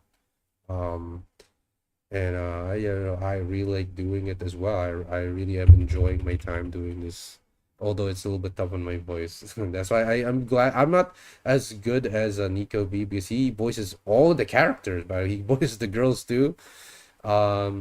But at least right now I have my friend here to help me not just totally just destroy my vocal cords, trying to voice the women, because I don't think my vocal cords would allow me, unfortunately. Hi. Yes, but yeah, so please say hello to my good co-host right here, Helia. She is the lovely lady here who's going to voice all the ladies, plus the kids, because I also can't do that. But yeah, I do have a hard time voicing the more older gentlemen, because I would need to like strain my voice a little bit more just to sound a little bit older, you know, older sounding, right? Like, especially the judge is gonna destroy me. But I can do like the fraud, like Van Zieks, the voice I gave Van Zieks, I can do pretty easily. Same with of course Naruto. I just literally just speak the way I usually speak. Anyways, just to make it easy for me. But anyways, Caesar Chancer earns her crust amongst large crowds, relieving people of their persons. Oh, you're a pet pocket. What's commonly She called? relieves them up. Oh, it relieves them. Okay. What's commonly called a pickpocket? What? This girl here, a petty thief?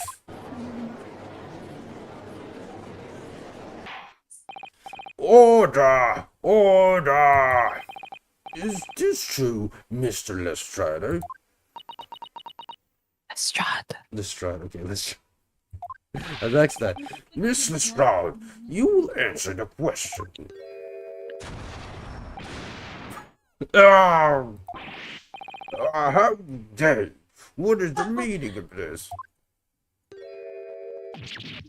Ah! The girl, she's gone. Open your eyes. Wait, open your eyes. Okay, it must Oh, be okay. him. I'm guessing that's me. Oh, it's you. How should I voice this girl? She seems kind of tough, but young. Yeah, Jeez. what the fuck? She just shot a gun at the judge. You're gonna get in trouble, Missy. I mean, she's young. She's probably like. Wait, how does that work for young people? Anywhere. Juvie. Juvie. Okay, They go to juvie instead of real jail. so how's Juvie like? New York accent? How is a New York accent? I don't even I was thinking of doing a Scottish accent actually. Open your eyes. I'm over here. I'm over here. I don't know. Yeah, I don't know. think that can work. I don't. No, I'm just kidding. I don't know actually how to Hey, do. hey, I'm Scottish walking accent. it. I'm walking. I'm walking it. And maybe if I say that word enough times, oh god, this is gonna offend Rue so much. He's from Oh. New York. Okay. Hopefully he doesn't. What was the history? Open your oh. eyes. Oh yeah. Oh, she's really, Open, really yeah. British. I The think she's. is it? Okay. I mean, she is in Britain. I don't know. I mean, Like, they're probably all British to be honest. Yeah. I just tried to use other accents to like give them a little bit of difference because I can't do it. It's fine. Open your eyes. I'm over here. I don't know. This is so sorry if I offend anyone. Yeah. Oh. Really, really British. Good, that's Heavy racist. British. Ow.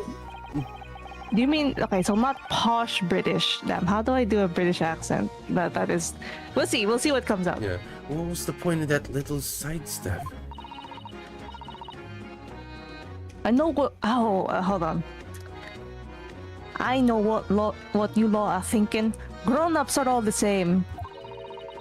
This dirty little dipper, you'll say, slipped up and got caught on the job. She got herself backed into a corner, so she knifed the gent. Go on, that's what's in your heads, innit? Yeah, that's pretty good. That's pretty good. No, not at all. This is a court of law. We're here to determine the truth, not cast. Oops. Ah. These are pretty posh. Look, was the way that they write her dialogue though, it's giving not posh. Yeah. Because like compared to Miss Brett Yeah. in the first act, she was 100% posh, and that's why she spoke very softly and Yeah, like this guy is- elegantly like this. You know, this person's more like a street rat kind. Right? Yeah. She's giving not from Brave. There's someone else that I'm thinking of that's from a Disney movie, but that's what they're giving. Anyway, street posh. How would you do? How do you do a rough posh accent? I don't know. Yeah, But I like that's the what came music out. here. Anyway, look, knives are for cowards. Only thugs use weapons like that. All I need for what I do is these fingers. I'm a professional, alright? Maybe not in your eyes, but I got pride in what I do.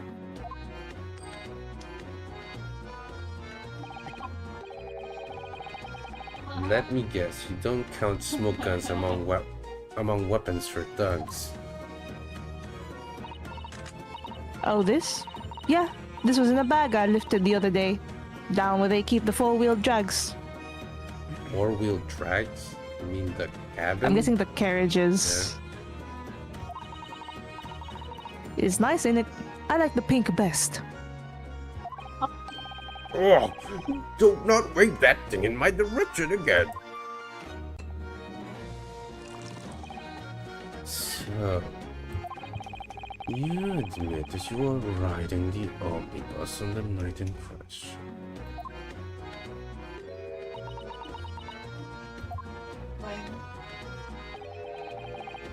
Is that a vampire? I mean, kinda. Yeah. That's why I Yeah. love voicing this man. He makes a lot of vampire references as well in his dialogue. And to catch you up, DJ, so essentially, this man right here, Mr. McGilded, he is being accused of murdering a man, a shoemaker, or was it a butcher? I think they're like a brick maker. Oh, it's a mason. Yeah, a mason, a brick maker. So he was accused of killing a man, and we must defend him in order to and successfully defend him. Otherwise, he'll be like sent to death row to get capital punishment. And so we are trying to defend him and get him off the hook because the head of the justice, the like chief, blah blah blah of the justice judicial something here in England tells us we must do this in order to be recognized as a lawyer, in order for us to continue being here in London and studying as a, and doing an academic tour. Yep, that's exactly it, DJ. I hope you got all of that. Yes. Sorry if I explained poorly. No, it's okay. No, I mean, as in, I guess there's a lot to take in. Oh yeah, it is a That's lot the to take in. problem.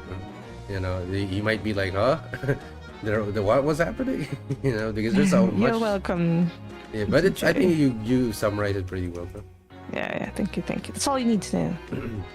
It's all right, lads. You can tell them the truth now.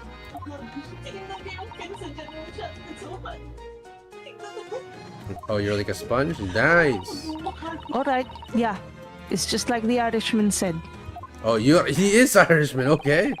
Let's go. Yeah, that's why he said Mac. Like that's a typical stereotype that Irish last names start with MC.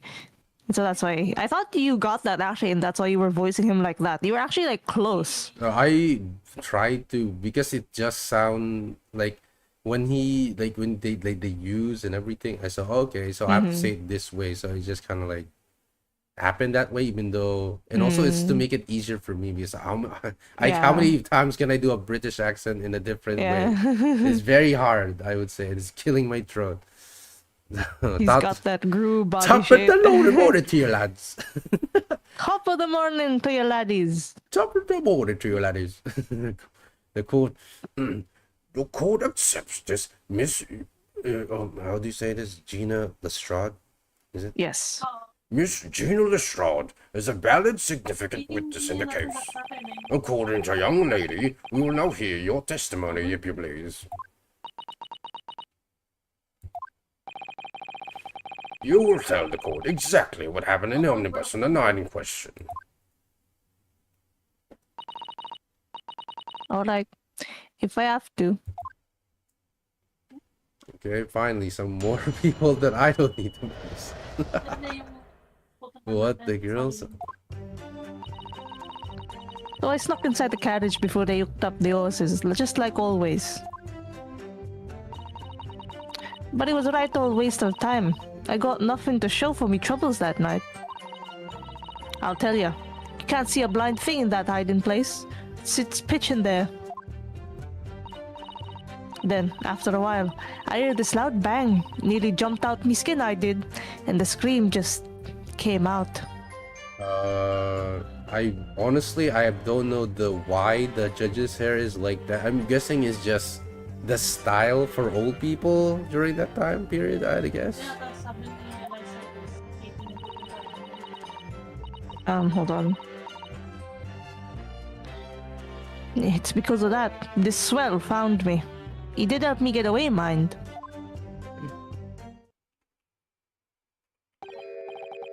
Yes, he let you go. I fail to understand. Why would you let this street urchin go, Mr. McGilden? Oh, 'tis simplicity itself, my lord. Ayun. You see, she couldn't possibly have killed the other passengers. I knew that for a fact. How? As I'm sure I said before, sir. Oh. Talaga? I was sitting right on top of the place where she was hiding herself. I think wait. I think a demonstration is called for. This is where I was sat that night. And the cubbyhole of which you have spoken is underneath the seat, I presume.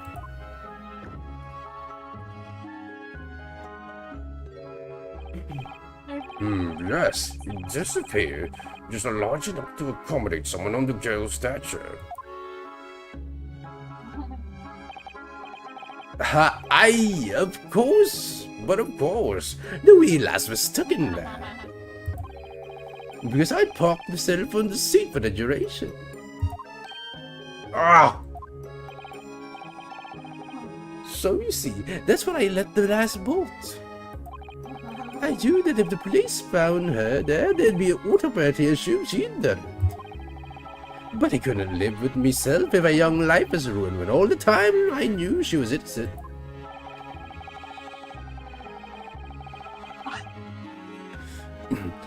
Even though you must have realized your actions would result in your own innocence being called into question. Not at all, my lord, not at all. I knew in my own heart that I was innocent. So I thought it was worth taking a punt on my own good name for the sake of this less fortunate lass. My goodness. What a perfect... Oh, sorry. What a perfect gentleman. My lord, this fine example of a man cannot possibly be guilty of a heinous crime like this. I'm ashamed of myself for ever doubting you, sir. That was a quick turn.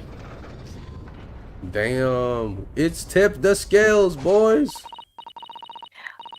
God, now that I've done the Irish accent or the Scottish accent, now it's like hard to Yeah, I know, parse right? from It's so hard It's to like keep switching. It's so yeah. difficult. Okay. Okay, what was the voice I gave to this girl again? Okay. With calm no. With calm, calculated reasoning, one arrives clearly at the truth every time.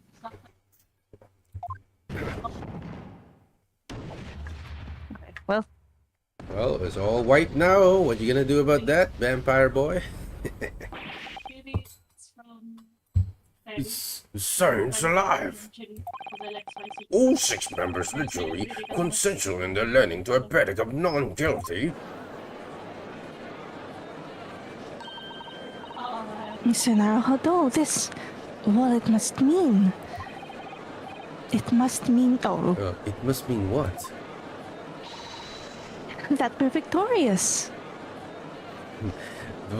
White good, black bad. Look, hey, come on, man. Don't make it about that. Okay, don't make it about that, DJ. Wow, his name is Mr. Naruhodo. Yes. Yes, I know, right? Naruhodo. Naruhodo, Naruhodo. What a name indeed. Yeah, but so on context, apparently they shoot flames, and put it on the fucking, scales. Scales of justice. Well, while Apparently. you're explaining this, let me just get something real quick. Yeah, don't worry about it. I'm gonna take my little break, see, because my throat is dying. Why, dude? The judge's voice is so hard to do. Any voice that is like old man voice is killing me. But I can easily do like the prosecutor's voice, the vampire guy, looking guy, And I love doing his voice the most, probably. It's lonely, but also Also like doing Herlock Jones, the great Herlock Jones, right? Indubitably. Indubitably, so. Yeah, I love doing that one. Dude. Quite. Yes, my dear fellow. Yeah, I love that. I need to find a way to do the old man judge voice. Indubitably. Yeah, I also indubitably, had that DJ. for nobody.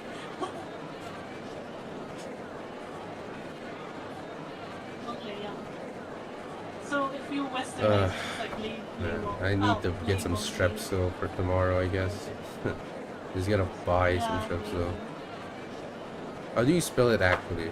I don't actually I don't know. I don't know how to spell indubitably. Indubitably, sir.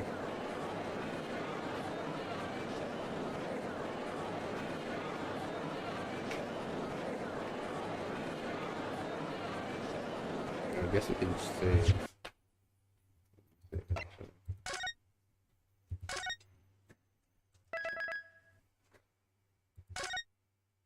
I mean, I guess so. I guess. Oh. Oh my god.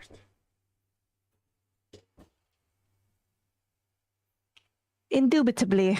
Indubitably. Is that how you spell it correctly? Why are we saying indubitably? No, he because I was giving an example of my Herlock Chumps. My Herlock Chumps. Right. I see. So Quite right. So is that correct? Indubitably, that's how you spell it. I believe it is spelled with a T. It's only one way to find out. Indubitably. Yes, with a T. Oh. It means without a doubt or certainly. Indubitably. Good, right? Quite. Good point.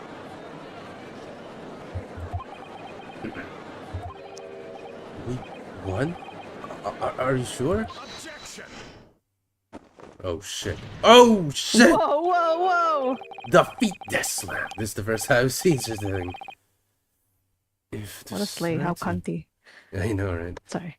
If the threat of my iron shield lengthen offense, pray do forgive the discourtesy.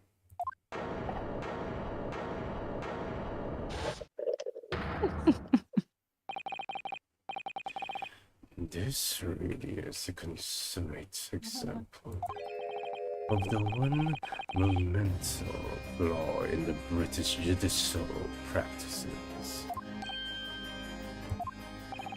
where evidence on reasoning should be paramount. Emotional rules today. Emotion. The witness's latest statement gives us a clear insight into his true nature. What do you mean, his true nature? Do you really think Scotland Yard would have made such a glaring omission? After the incident, the omnibus was comprehensively searched by the officers of the police. Hear me out on Lord Zieks. Don't worry, I hear you out. No, we hear everyone's here is hearing the same thing, brother. Obviously, the interior of this cubbyhole, as the witness put it, was included in the investigation.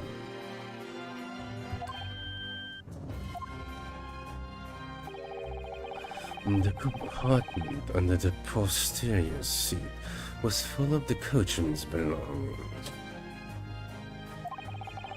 It's noted in black and white here in the police report. Good Lord! The evidence has been trampled on. In order to corroborate Mr. McGilder's story, someone who was unlawfully removed from everything from under the sea. What?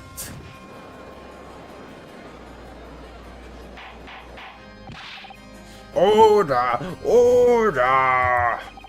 How could such a devious contrivance possibly have been affected, Counsel?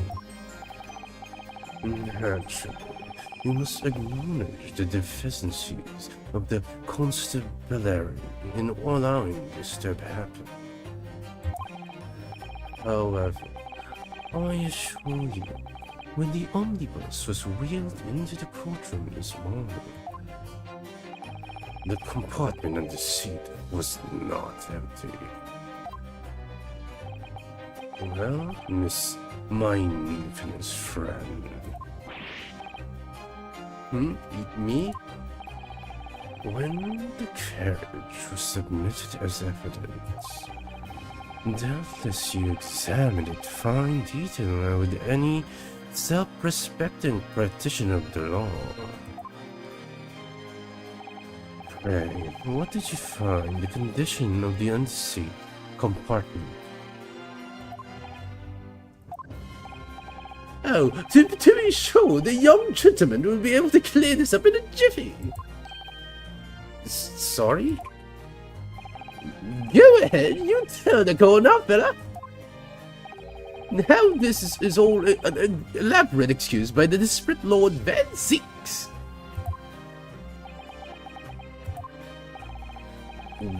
Well, Counts, do you have something to say on this matter?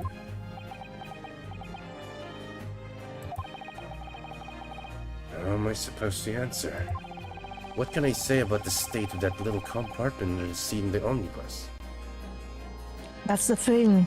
I forgot to inspect it earlier when Sarasato mentioned that it was a good time to look at it. Oh.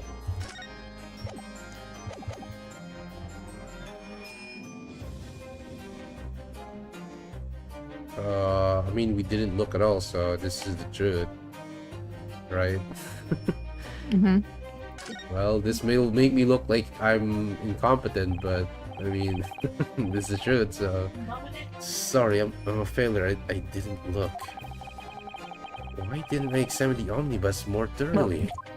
Neither did Van Zieks, so Yeah. like... Well, I think he did, he just never said it. I mean, he probably already did it beforehand. Don't fumble now, Gio. Oh no. My one weakness, fumbling. Anyway. Perhaps I credit you with too much intelligence. It seems, my lord, that this Eastern initiative is as unreliable as wine from the barrel.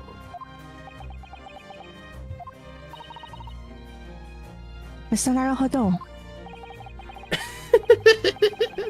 Well, now it would seem the argument is mute. And the truth of the matter is, there is for you all to see after all. That the cubbyhole under the seat is as empty as the devil's heart, so it is.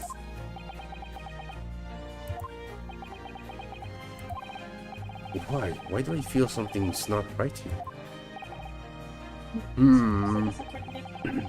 I should like the jury to weigh in on this matter, I think. The compartment is inside the house equipment used to maintain the smooth running of the carriage. The guild's rules state the omnibus should be properly fully equipped at all times. Though it certainly would have been empty on the night in the question. Beppo, isn't that right? Isn't that irresponsible? Wait, is drinking mid-court? I also don't know.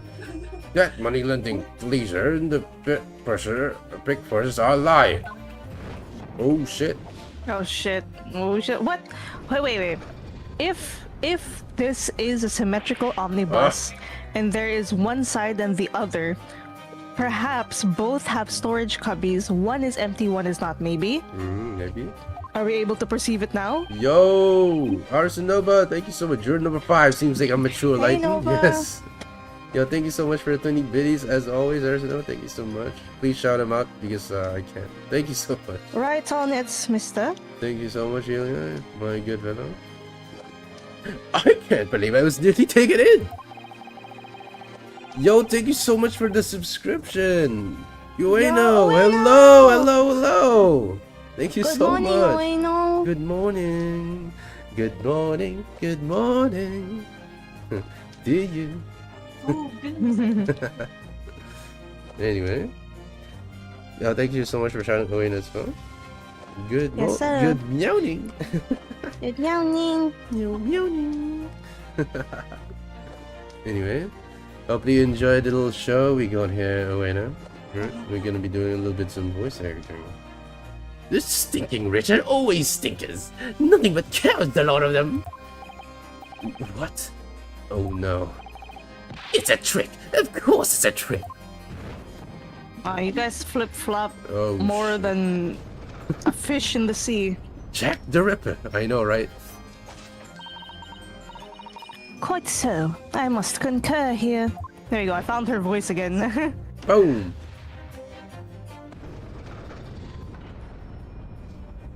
Miss Mitchin. With calm, calculated reasoning, one arrives clearly at the truth every time. Yes, but every time a different truth, it seems. My lord, I humbly exhibit the scales of justice. Clearly, a verdict of not guilty at this time would be wholly inappropriate.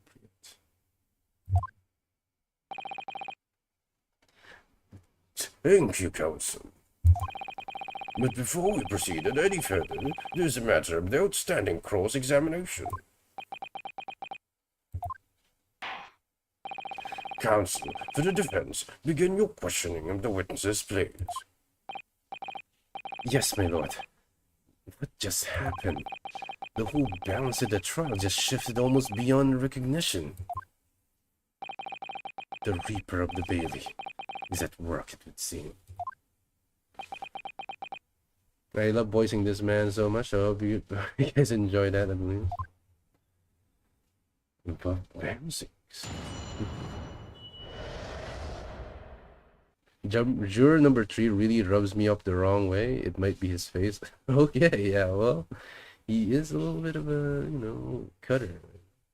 What the girls thought.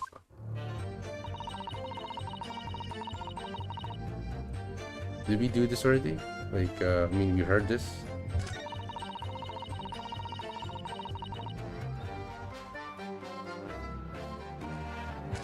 Wait, Ilya, do you remember if we did this Oh live? god, I was muted. Yes, we said this earlier. Okay, my brain was already scared because there are so many things.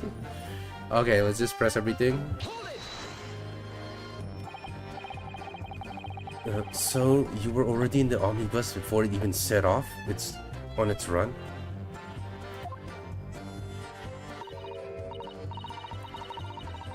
Yeah, well, yeah, I mean, what's the point of spending a Joey to make a few bob, eh? That's not on my idea, ain't it? In it? In it? Let's go! The in it came out, baby! Oh my god, wait, I just realized. Apologies to all the people who are here now and just now hearing my poor excuse at a Scottish slash Scottish accent. I'm so sorry. No, don't worry about it. I think it's fine though, it's good. I suppose she means there's no point in spending money to make money. It actually makes sense. Counsel, may I remind you that this girl is a petty thief. Kindly refrain from entertaining her tenants. Well, that does clear up the little mystery of the fares and all. 4 paying passengers has 5 pence apiece, making 20, to which the cabmen testify. And one little scaper grace right in for free.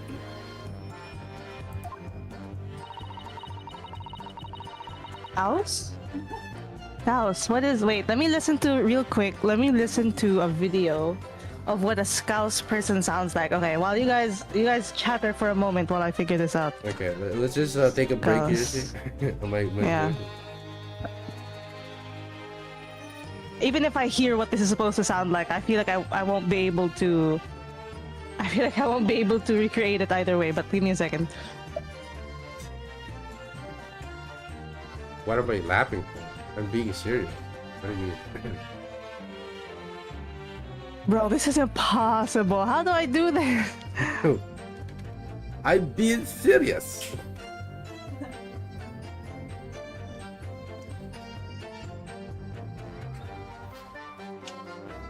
I kind of get it. I get it, but I'm not sure how to recreate I it. know, right? This Gino Lestrade looks cool as hell. He's the best football player. Is that how you're supposed to say it? There's a bit. Let me try. I'll try my best.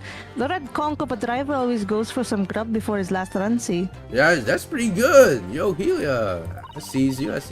So when I slip into the carriage and get myself hidden under the seat, nice and easy, right? Yo, damn, I know, right, Oena? That was really good. Hold on, Jill. I'll send the bid. Okay. Alright. What's your hiding place? This storage compartment. Full of equipment for the coach now.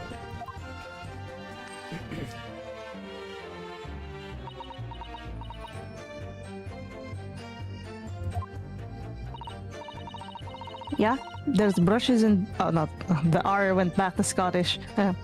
Yeah, there's brushes and buckets and whatnot in there, sure. I always chuck all that out and cram it in the corner. The R... I always chuck all that out and cram it in the corner somewhere. It's getting mixed, I'm so sorry. I know, it's really hard, right? Yeah. No one ever seems... Wait, let me listen to that video again. I would need this. Okay. So it has a bit of a drawl, and they tend to have their mouth open a lot. Okay. Man, this is a new accent to learn. Okay. No one ever seems to bother much. And yet, according to the report filed by the police officer who first arrived at the scene, the compartment was full of such paraphernalia. Well, I don't know nothing about that. Like I said, I moved all that stuff out so I could hide under the seat. That's all I can tell you. It seems we've reached the end of the line of inquiry. Continue.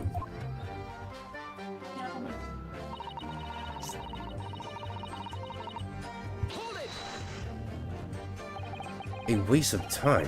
Why is that? Well, most nights I'm out on my own in the God permit, at least some of the time. I beg your pardon? Did you say God permitted? Oh, well, yeah, that's what my kind call it. You'd say the omnibus, I suppose. Point is, any normal run, the carriage ain't got no one in it for a while. And that's when you come out of your hiding place and get away. That's it. Only that night. This cove was sat on me from the start. Sat on me seat from the start. I know, right, DJ? And he didn't budge the old way, did he? Not 1 inch. I was totally stuck.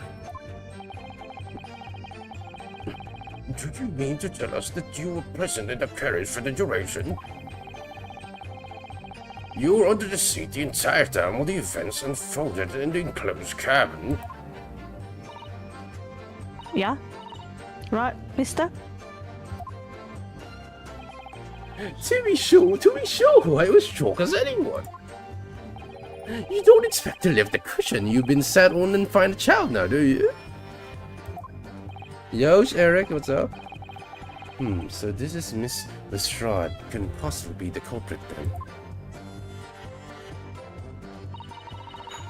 I'll tell you. I couldn't... Oh. Yeah. So you couldn't see out in the cabin at all? Not a jot. Most days I push the cushion up with me head and look out the crack. Then I can have a butcher's at where I'm going to fiddle. I thought you were a pickpocket, not a butcher. I mean, I can have a look. The seat I get under ain't as plush as the other one, see? So most of the time, the passengers plant themselves opposite. But for some reason, that night, this here Irishman spent the whole journey right over me head. And for that reason, you were able to push the cushion up to speak out, I see. Truth is, I ain't too happy in small dark places. Feels too much like being thrown in the clink. But it's the only place to ride in them carriages. So it's Obson's choice. I'm Why did she just stick to the picking people's pockets in the open then? I'd say there's some reason she's not letting on judging from her demeanor. So anyways, I was a bit scared, but I had to stick it out under there. Nothing else for it.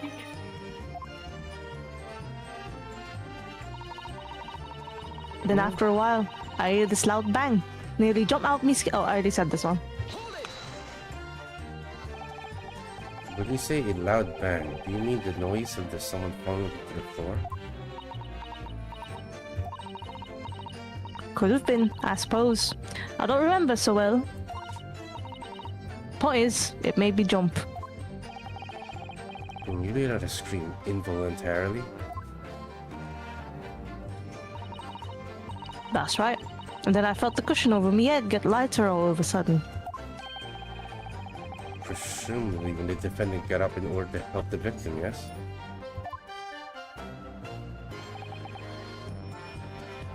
Or not. It could equally have been the moment the accused stood in order to stab his victim. But it not. Well, girl, did you see what happened at the crucial moment? What the heck? Yeah, I saw it.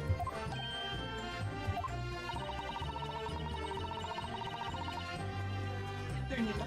I pushed up the cushion and had a quick butchers while I had the chance, didn't I?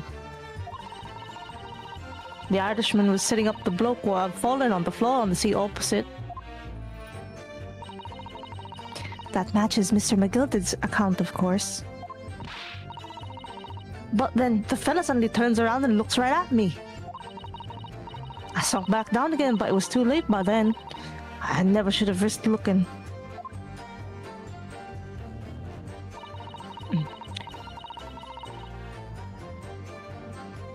I already said this one. And when Mr. McGilded discovered you, he pulled you out from your hiding place. I was scared stiff, I was. He dragged me out and sat me down on the seat and all. Next to the victim, Mr. Mason? Yeah, bloke had a knife in his guts. He was still bleeding. And the carriage lurched a bit, and he ended up falling onto me.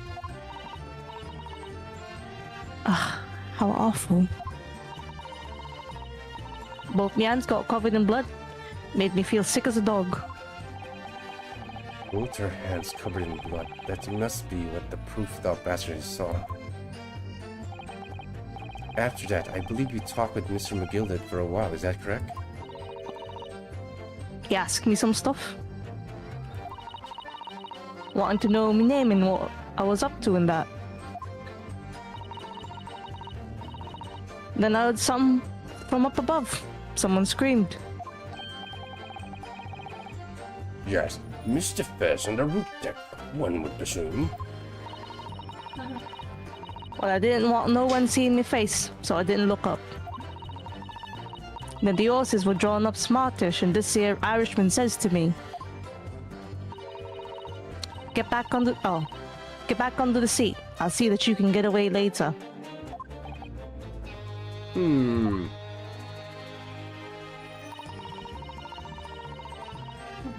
All 6 members of the jury had decided the defendant was innocent. For one brief shining moment, yes. It's clear that they're all still very unsure. If we could just find some conclusive piece of evidence among this new testimony, I'm sure we could clinch the verdict we want. Yes, I think you're right. I have this niggling feeling. Something bothering me, but I just can't quite put my finger on it. Oh, Okay, time to see what the contradiction is. oh no. Yes, sir. Yes, sir. Alright, wait, what? We've got this. So I snuck inside the carriage before the off of the horses. They hook up the horses just like always. Okay, but it was right a old wasted time. I got nothing to show from the troubles at night. I'll tell you, you can't see a blind thing in that hiding place. It's pitched in. Okay. And after I hear this loud bang, nearly jump out of my skin, I didn't. The scream just came out. And because of that, this well found me and did help me get home. Okay. No wait! I didn't do it. Oh shit. That does beg the question, what was the loud bang? Yeah. I'm going to guess the gun that she has right now. Maybe it actively fired. But then if that was the case, there should be smoke. Yeah. Maybe there was someone shot. But does that make sense?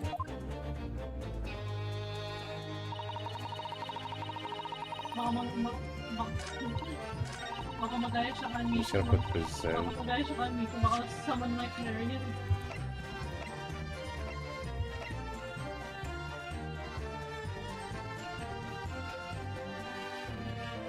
Back had to feed little cars. Don't worry about it.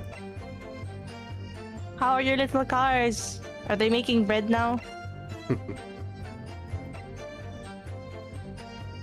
can examine this entire thing inside.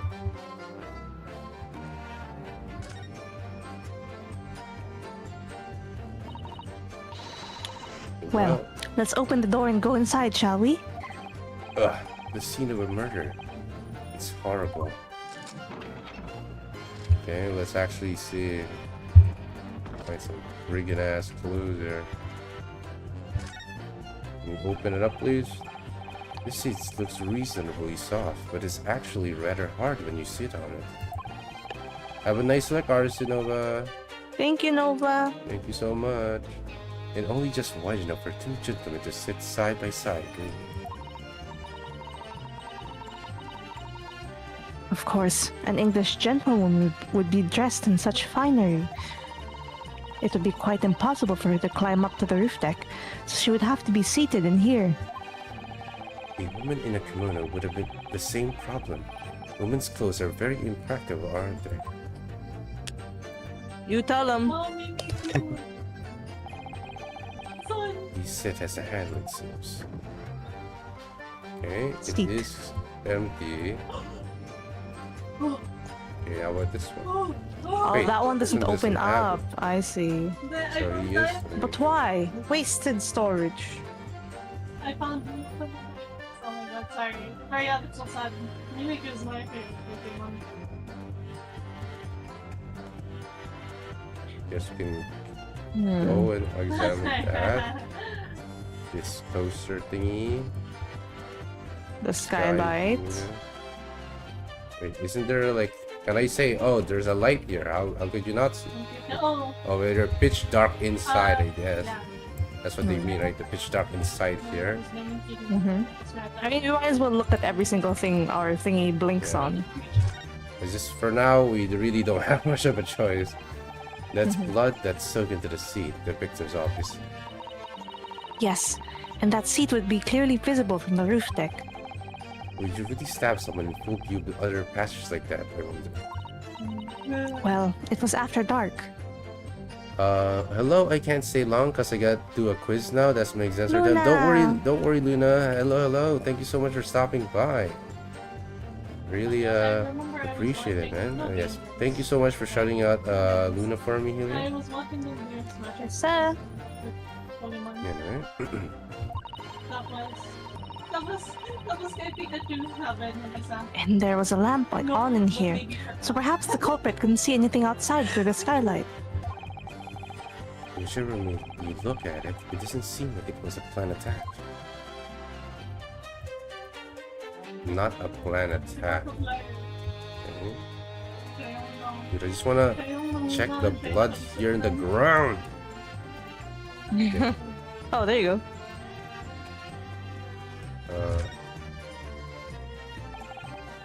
That's blood, isn't it? Is something wrong? No, it's just, well, this blood stain is so obvious, that's all. And yet Fancy said made no mention of it. I suppose that does seem a little strange. Why do you have such a bad feeling about this? I wonder what that could mean. Mhm. Well, let's just skip this, I guess. Oh, there's a poster for the great exhibition that's due to start 6 months from now.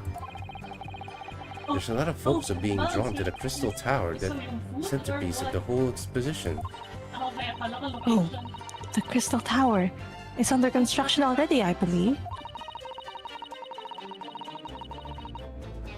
People all over London must be fizzing with excitement at the prospect of such a grand event.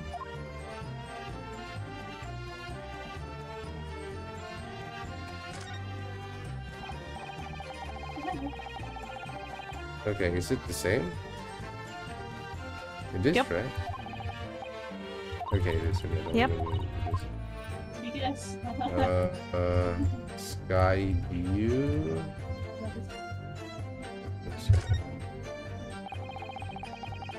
It's quite a large skylight, isn't it?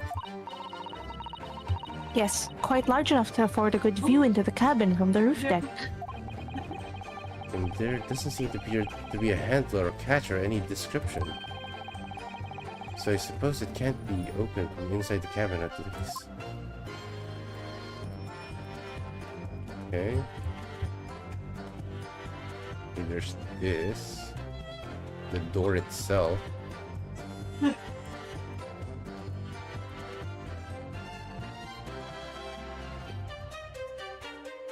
Okay, I guess you got the door itself, yeah. Have you seen enough? Let's step back outside then. Oh, the tropes that's called the trick for the heart of gold. I see.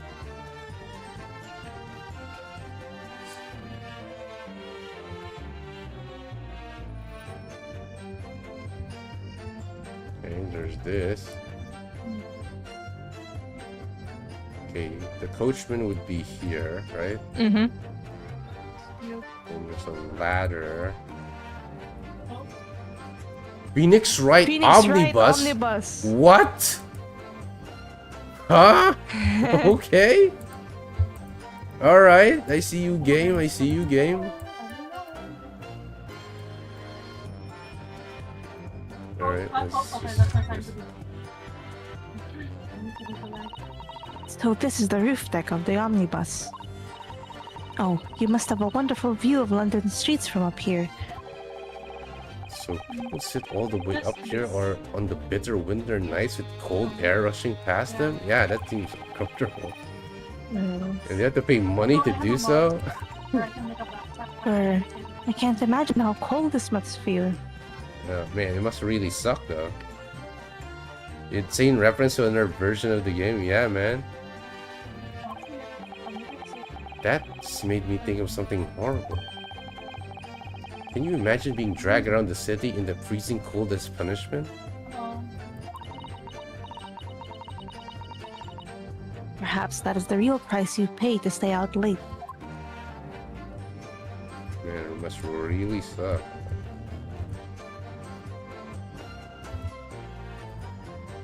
Wait, huh?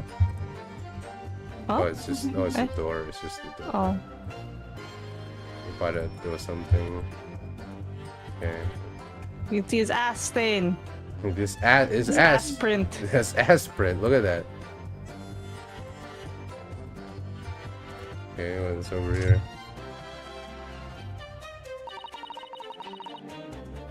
So, is it the same dialogue? It is? Yeah, it is. So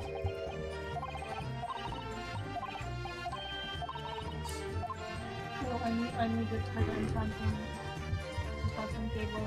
Depende kung ano kung ano. Is this really gonna be the same if I click this Kaya again? naman hindi ko gabi kung gabi. Is it the same? Please. Oh yeah, it Yep. is. Still here. What else have we not looked at? Hmm. What happens if it's this itself? Wait a second. Yeah, this isn't this the latch Yeah. thing? Yeah. You can certainly see inside the carriage through this opening, that's for sure. Yes, and there's a lamp in the enclosed cabin. So I'm sure the witnesses would have been able to see quite clearly. That's not good for us. No one's gonna comment on the fact that it couldn't be opened. Okay, no. It's the same. Alright. Damn. The ladder? No? Okay. I mean...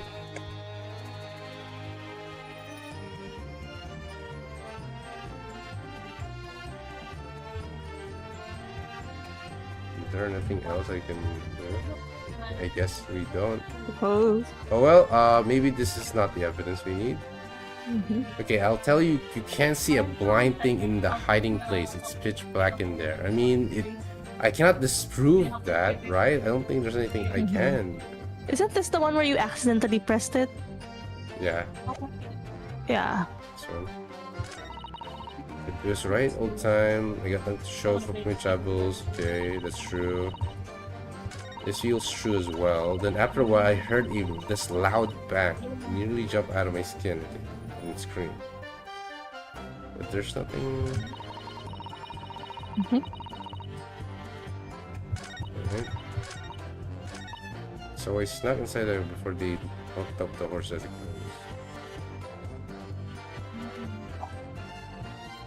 Yeah, I'm just gonna press again just to get. I need to refresh my mood. What the hell is happening? So I already known before you even set up run. Well, yeah. I mean, what's the point of spending a Joey and make a Bob? Okay, all right. Sense. We're definitive. Well, let's just clear up the little mystery of the fares and all. 4 pence, 5 pence. Yeah, okay. And one little script race riding for free. Okay. There you come up, a driver always goes for some grub before his last run, see? That's when I step into the carriage, get myself under the seat. Nice and easy, right? Okay. Starting to the storage compartment. Hold up equipment with the coach, no?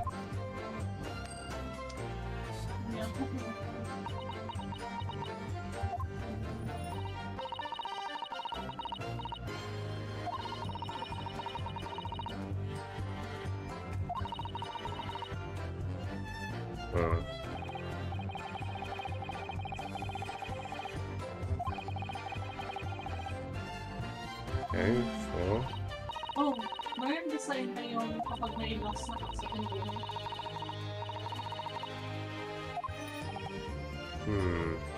Sa amin mayroon kapag matagal na, ito actually matagal na. I mean, you can't prove there is literally nothing in there, so I can't object to that too. But where did the stuff go? So you just moved it outside? You wasted time, waste that. Most nights I'm on my own in the God permit at least some of the time.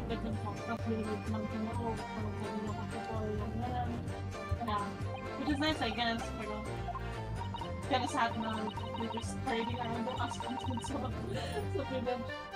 Wait, why is it called God permit? The omnibus is called God permit? What? The point is, any normal run the garage ain't got no one in it for a while.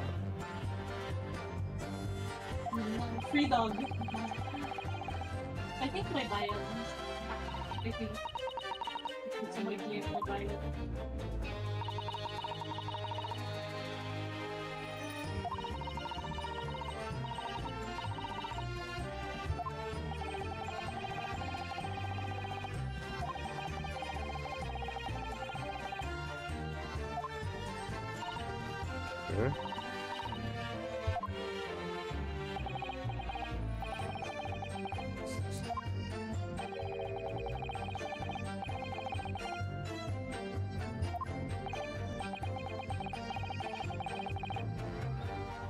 Okay. couldn't possibly be the culprit. Makes sense.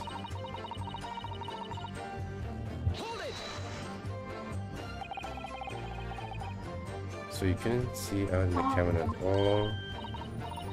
Great job. That's a question. Up with me head. Look with me up dead. Look out the crack.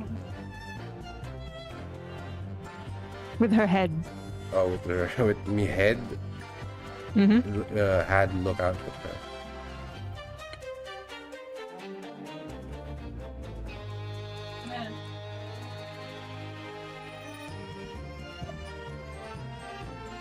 Wait, look out the crack. Maganda yung theory. Look out the crack, as in when she lifts it up, it opens a crack. Yeah, so, she yeah. can see something. That's only when there's no one sitting on top of her, but Yeah, Mr. McGilded was sitting on top of her. I'm gonna fit. Oh.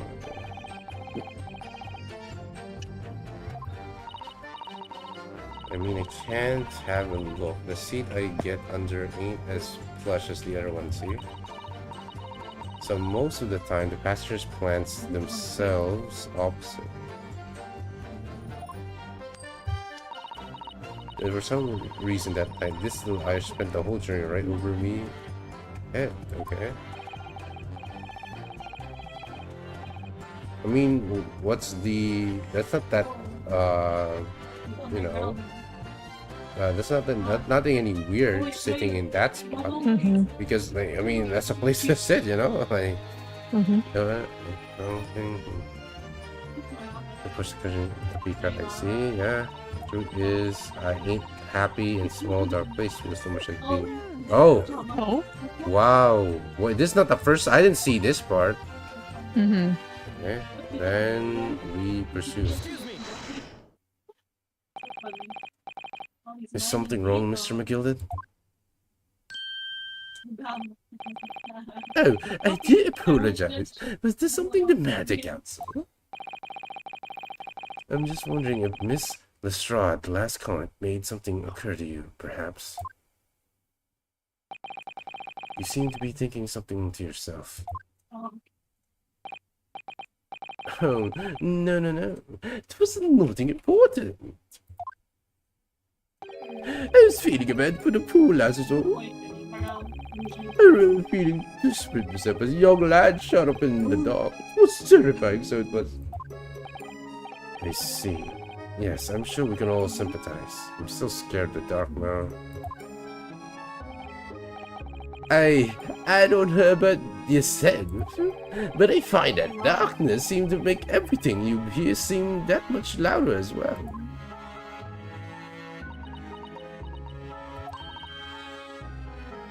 Yeah? I suppose it does, maybe. Miss Lestrade, did you hear something that night? Anything an unusual noise, perhaps?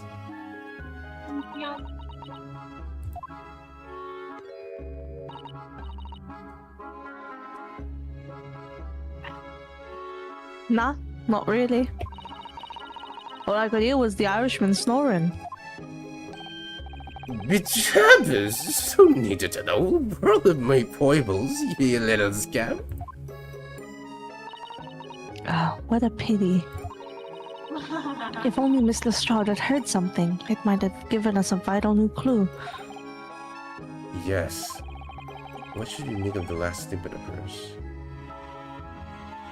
Profoundly important. My lord, I believe that statement just made by the witness is profoundly important. Profoundly important?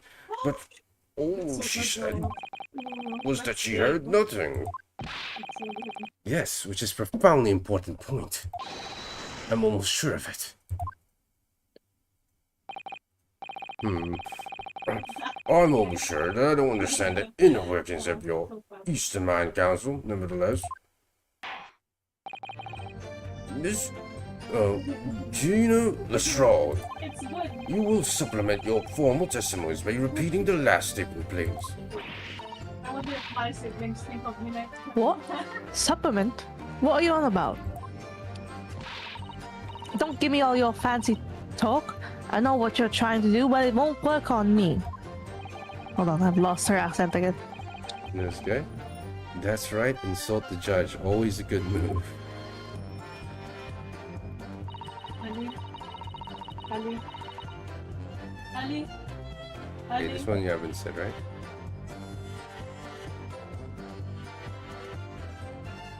Wait, hold on, sorry.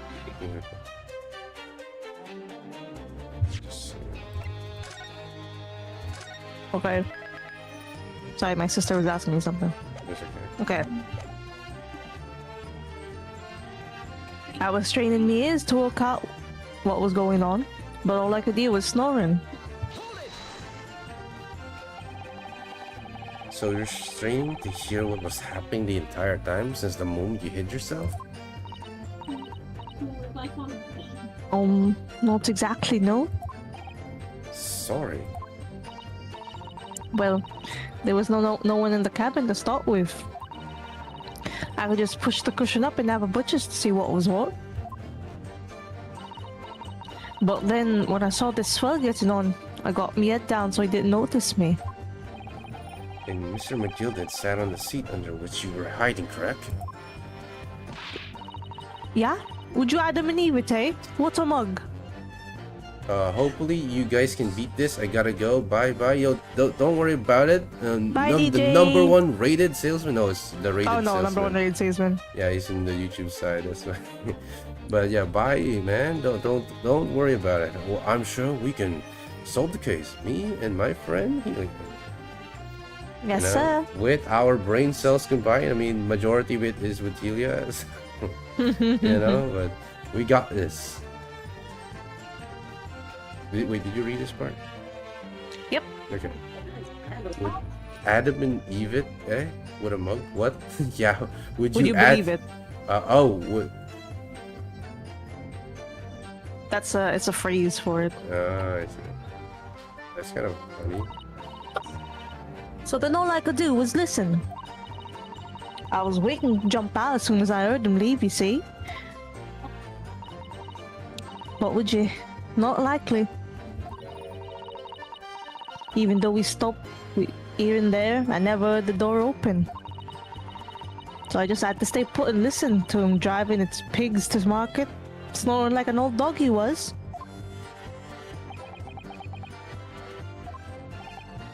Why does she know? Why does she know what the phrase means? Context clues. I also read a lot of books. Yeah. I mean, I think he's talking about like the character. Why did she know that phrase? But Oh, because he is a little kid. I guess. I mean, who knows? see the skylight? What do you mean? The phrase of Adam and Eve. I think that's what Okay. DJ's meaning. Okay. What's wrong with that? Oh, I just realized. No, it doesn't add up, or it doesn't say does it add up. Miss Lestrade, what you have just told to the court is clearly at odds with the facts. Huh? Oh, you're definitely talking to Celia. Oh, I'm sorry. Oh, I see. Well, I mean, she just reads a lot of books. Celia is a very learned person. Okay. Yes, sir. And to be honest, that's the first time I've ever heard the phrase Adam and Eve. But like I said, the context clues of the sentence she was saying, she was expressing frustration. So what would the phrase that you would normally say, a phrase that would fit that and sounds familiar? It's like, would you believe it? This guy, Yeah, I mean, Oh, yeah. I did in terms of context, I kind of like got that that's what she's meaning, but I'm like thinking to myself, why is it Adam and Eve? Oh, well, that I don't know. Like, why did they? Why is that the phrase? Like that's what I'm trying to figure out what the hell. But Etymology is a right confusing thing. yeah, it really is. It's really confusing.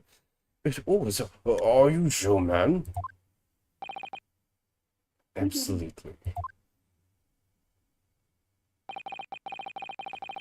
It seems my learned Nipnese friend is not as dull-witted as I fear. So Van Zieks realized it too.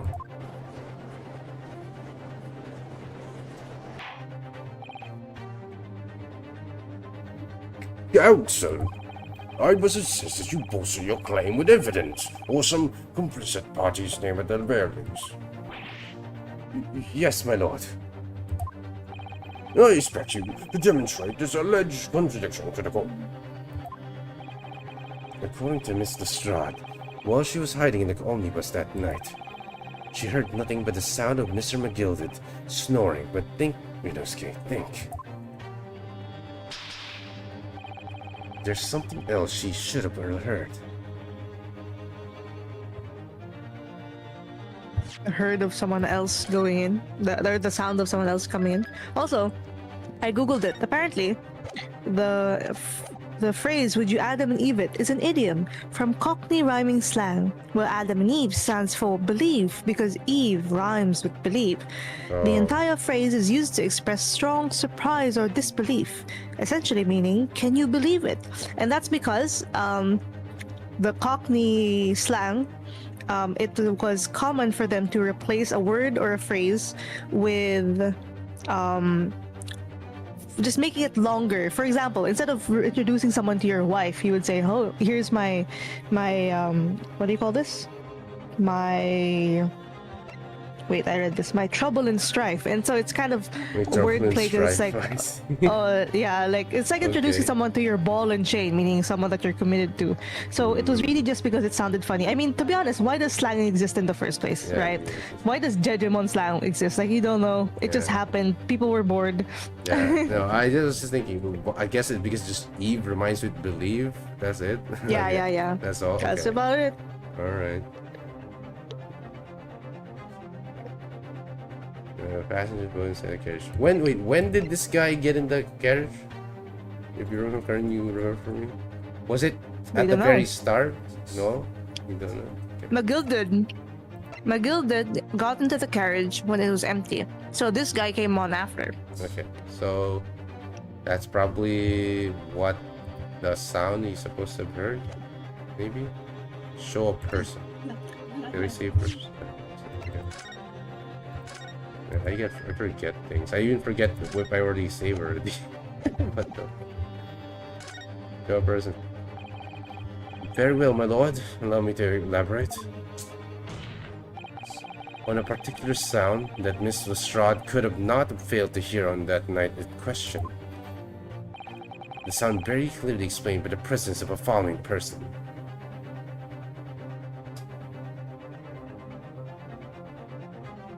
Okay. Wait, it's either this guy or this guy coming in, right? This guy screamed or this guy. Oh wait, no, it's supposed to be, well, theoretically, she should have heard the other guy come in to the cabin. Yeah, well, I'm gonna go with this one first. Mm. Tries fired Mason? Yes, my lord. The sound that Mr. Strahd cannot have failed to hear is that of the victim, Mr. Mason, boarding the omnibus.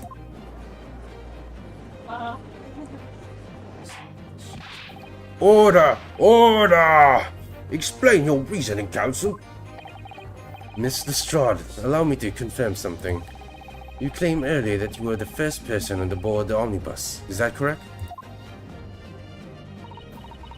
Yeah, of course I was. I got on while the driver was in the pub, didn't I? And the next person to board the omnibus was Mr. McGilded. Then it was not a son who was in the cabin when I climbed on board. And at least, not in plain sight. So you were to all intents and purposes alone in the enclosed cabin of the omnibus at that night. At that time.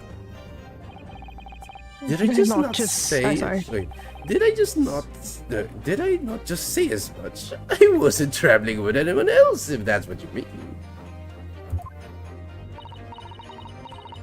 Yeah, I saw him get on, remember? Through the crack under the seat cushion. He was on his own for sure. And from what I've heard, the carriage made a number of stops after that on its own journey.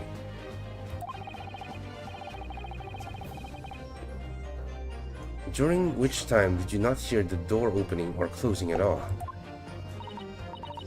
Nah, I never heard it.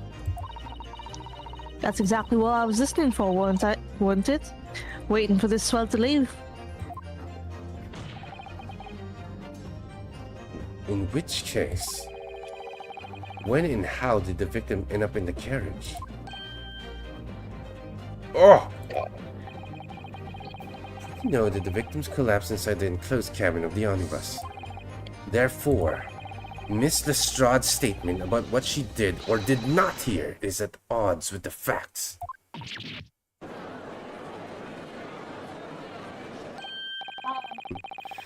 Yes, this fatty tape's statement was clearly flawed. Lord Van Zieks. Yes, he knew all too well that there was an inconsistency in Miss Lestrade's statement. It would seem more the things are in order for my land, friend. What are you talking about?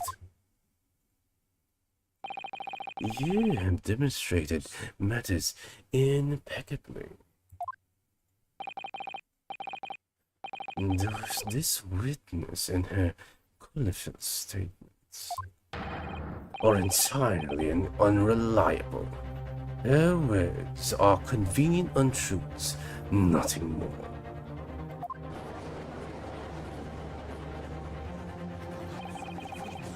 Is that right? How could the victim possibly not have boarded the omnibus? That makes no sense whatsoever. And this girl is Pepper. Let's not forget that. What the hell? Damn! Ugh! She didn't even say anything. I didn't want to judge the dear little mite just because she has some rather naughty ways. But I must say, I can't abide liars. Neither can I. Mr. Poorman, I didn't want to judge the girl just because she has some less than salubrious ways. But I must say, I cannot abide lies.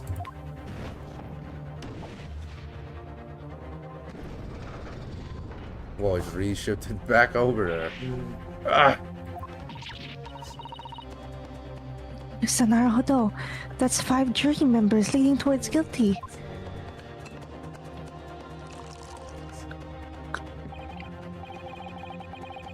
Yeah, I know, right? DJ is really fun to play the Ace Attorney. And yes, I know what Blob from No Table. Well, your consideration for this is refreshing, my nephews friend. To the considerable troubles you have spared me.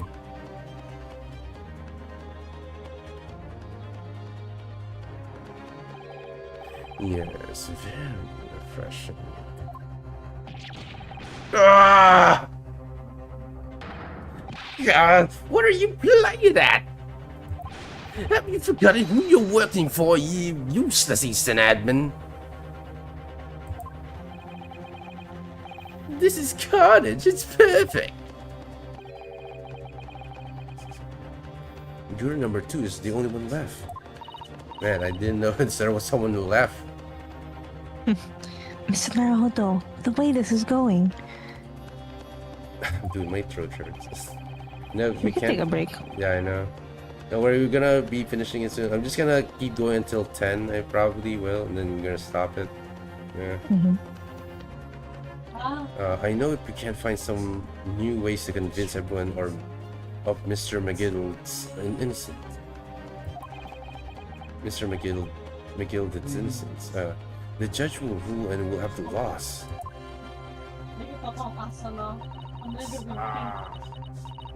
I very much wanted to believe the words of one of London's most respected gentlemen. But those of us in service know we must accept hard truths. Oh no.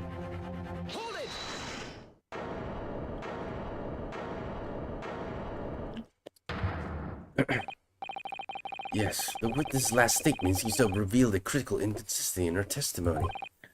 However, if we consider the possibility that her statement is in fact the truth, it may shed an entirely new light on this jewel case. What are you saying?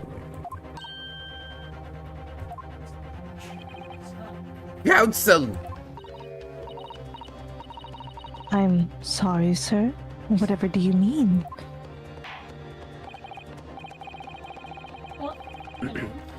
Counsel, I will not tolerate you attempting to prorogue my adjudication. Explain yourself at once.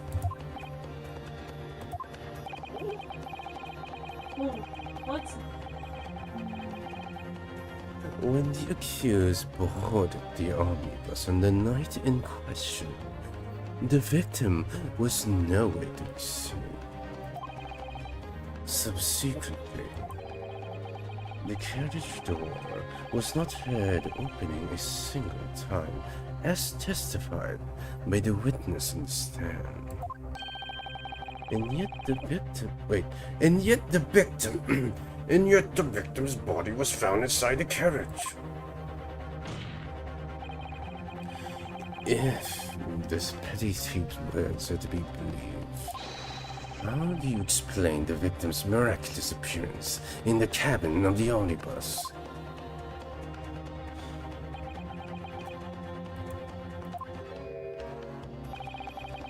There's only one way to explain how the victim came to be inside the omnibus. Oh, wait, inside the carriage.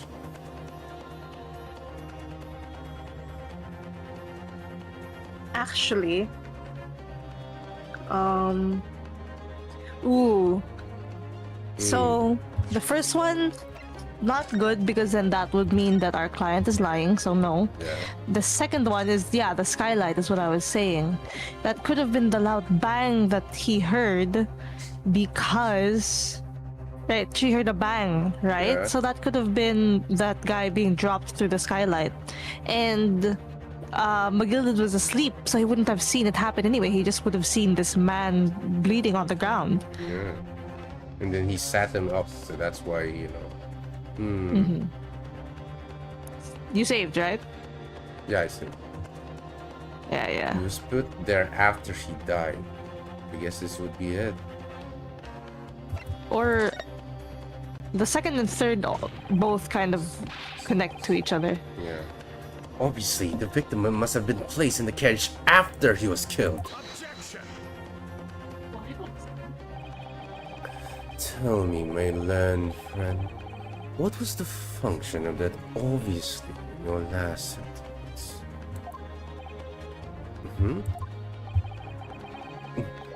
Well said, Lord Zieks. The obviously is troubling me also. No. That's really not the point.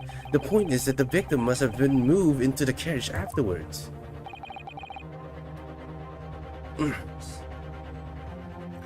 Then answer me this. How could a cadaver have been placed inside a moving carriage? Well, obviously, Well, I shall have to penalize the defense heavily for this irrelevant ramblings. I must learn to ramble more relevantly. The penalty is evidently not heavy enough, judging from those Nipponese eyes. So I ask you again. If this petty thief's words are to be believed, how do you explain the victim's miraculous appearance inside the cabin of the omnibus? Should have done the second one, probably. Yeah.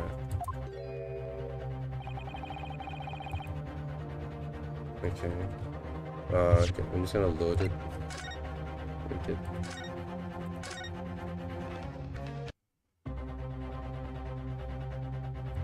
There's another entrance. If the door wasn't open even once, the only explanation is that the victims entered the enclosed cabin some other way.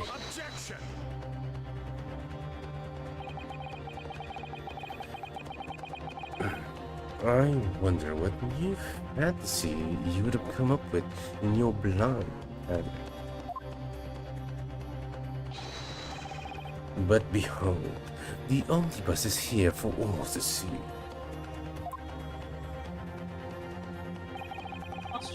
Only one side of the enclosed cabin is furnished with a door.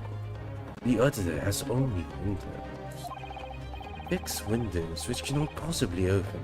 In short, there is no entrance to the cabin other than that door. But there could be. There's only one possibility you haven't considered. Oh, really?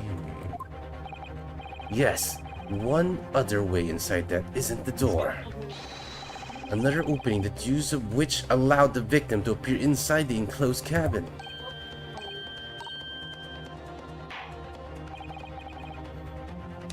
All right, counsel. The defense will identify the location of the vault. Here is the omnibus on which the incident occurred. Where on earth is this entrance by which you propose the victim entered the cabin?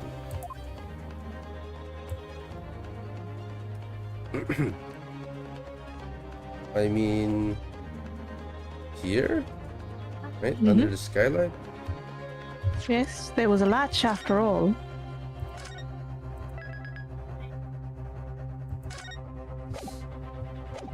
So much materials.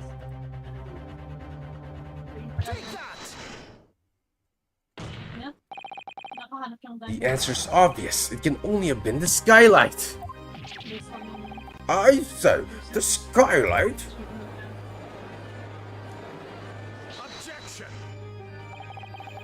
Your ludicrous proposal only has me lost for words. However,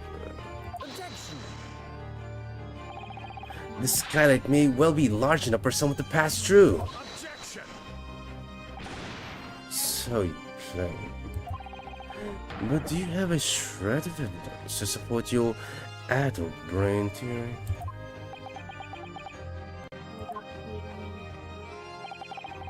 Both Mr. McGilded and Miss Lestrade said the same in their testimonies. They even claimed to have heard a loud thud, such as the noise made by someone falling to the floor. Yes, which has already been explained. As the sound of the victim's falling from his seat, having been assaulted with a dagger.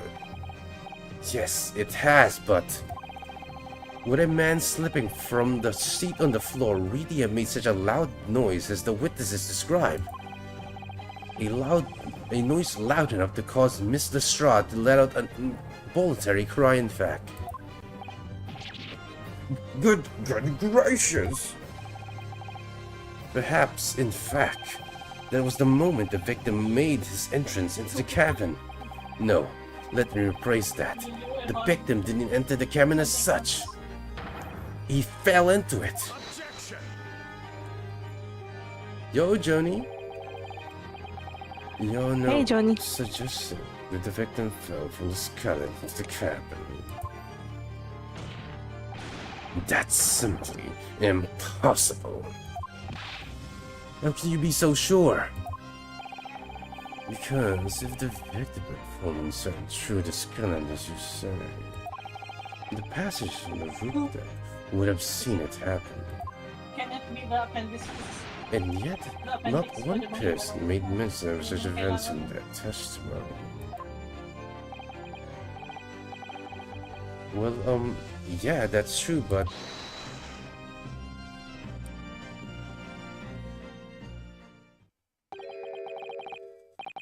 might be a hubbub, but let me make a wee comment here. Mr. McGilded? To be sure now, the two fellas who sat on the roof That's what that you were gonna testified say. before said nothing of the victim's falling through the skylight. I think But you're it seems to me, my lord, that it thinking is of not so much of a case of them not Museum. saying, but it is a case of them being unable to say. What? I think perhaps the two fellas. Do you be having something of a compelling reason not to mention what happened? Would yous not agree, fine ladies and gentlemen of the jury? Oh, huwag na lang.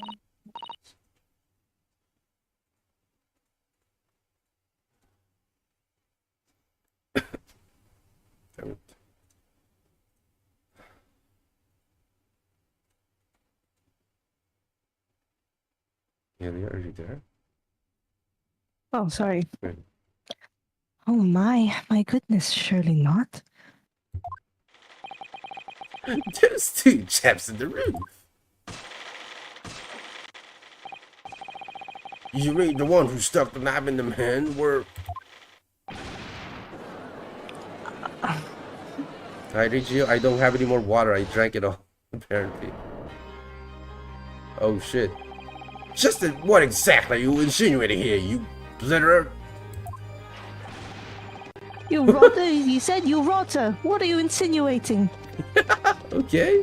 What are you Nice doing, sir? Are animation. you trying to be Giddy like a up. horse? What are Yeah. you doing? This is a flaming outrage. I'll be good mind to give you a blinker in a minute. He'll give you a shiner in a minute, he said, and so will I. Mr. Pepperley. You effectively accuse me, a city gentleman and well-respected banker. And me, a very angry hatter. He's an Uma. Suggesting that someone like me could have stabbed that man in the guts? It's disgrace. It's scandalous. I protest in the strongest possible terms.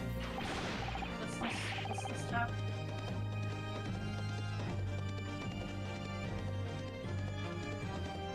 That's right. I protest too.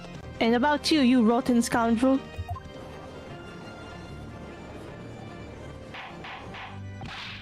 Order! Order! Order! This is not the time, witnesses. I will not permit this wanton invasion to stand. Return to the after room at once. But this is beyond reason, my lord. It is outrageous. It's very hurtful, you know. My lord, if I may comment.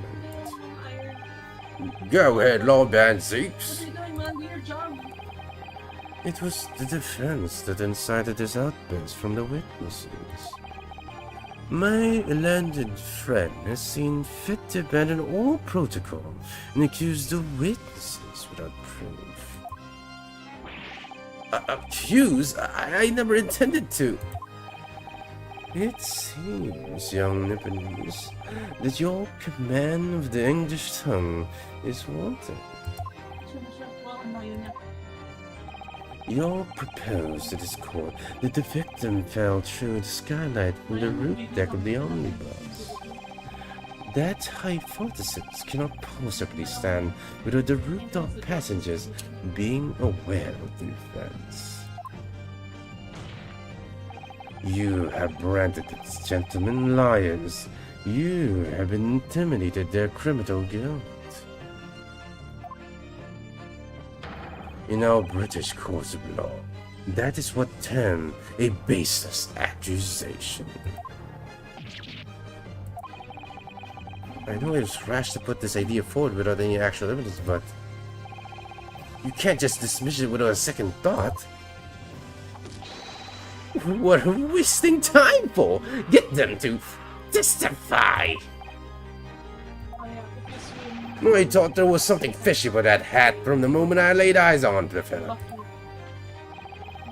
We have seen this matter through now, one way or another. If there's filth and rubbish in our midst, we must dispose of it all at once. Okay, thank God that's voice. What's happening, Mr. Naruhodo? The spectators in the public gallery they're in complete frenzy. Mr. Papley and Mr. Fess. My lord? You will take the stand again and make another formal testimony in reference to the indictment brought by the defense. Yes, my lord. Okay. I didn't come here for this. Oh, hello, Shalene Garcia. Hello, hi. Thank you so much for joining the YouTube side, by the way.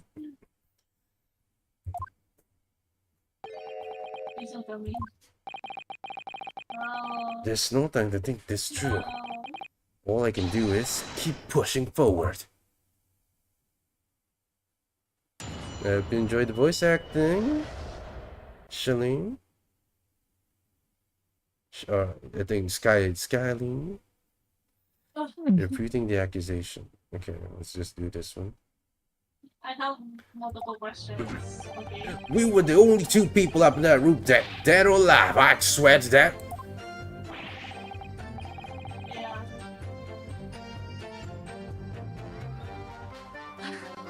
If anything had happened where we were sitting, don't you think one of the other of us would have noticed? In any case, none of us know the first thing about the victim. We had no reason to kill that man.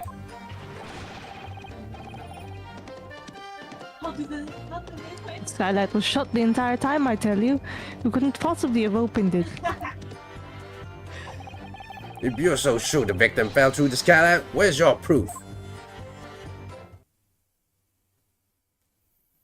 I must say that on listening to this testimony, it is somewhat hard to imagine. Oh, either witness could have performed any malevolent act on his open rooftop deck. Without the other noticing for it. That's right. You see?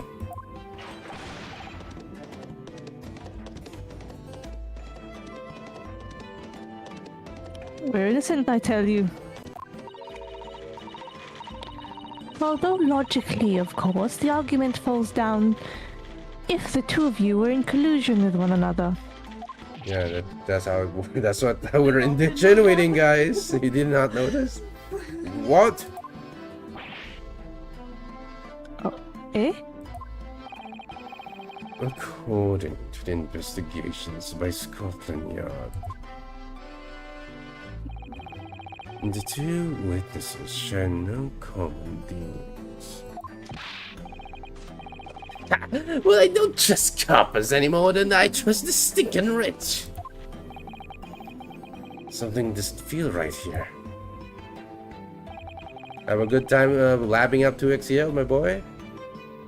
And the trial is going on in our favor, really. So why do I feel so uneasy? Oh yeah, that was... Yeah, I know. Counsel for the defense, over to you. Your cross-examination, please. Oh yes, my lord.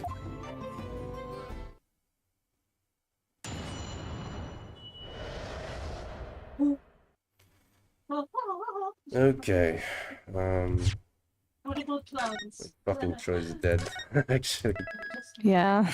Fuck me. I won't lie. I've gotten to that point of the night where I'm kind of falling asleep. Don't worry, we will So continue this sorry. the next time, actually. Hopefully next week. If not, I might have to even more than that if I don't recover my throat. And next week as well, I will be gone. Oh, next week you'll be good. Oh yeah, I forgot. Don't worry Yeah, about it. for my Then trip. we will continue it the next time we can. Don't worry about it, guys. It's just a good way to get me to rest up, and I probably will try to learn more how to do better voices, especially for the old guys, because honestly, anything that will help me like not destroy my throat when I do things. It's right now for me to do the old voice, I literally have to pinch my throat a little bit. That hurts it so hard. So I'm trying my best to get an old man voice, but I have to do that. But that's hard. and it will affect my voicing of the other characters too, because it's even more strange. So I can't even do the characters that I want to voice. I'm not that good. No, no, no, you are. Don't worry about it, Jay. Don't worry. I should probably be playing a little bit more of that as well. I'll Oh, probably place a bit of that as well, plus the Final Fantasy 14. So, I had to do silly voices for Lumi and Undertale. Oh yeah, baby, let's go. I didn't know you boys did some voicing on yourself as well. Wait, Jason, am I? Hmm?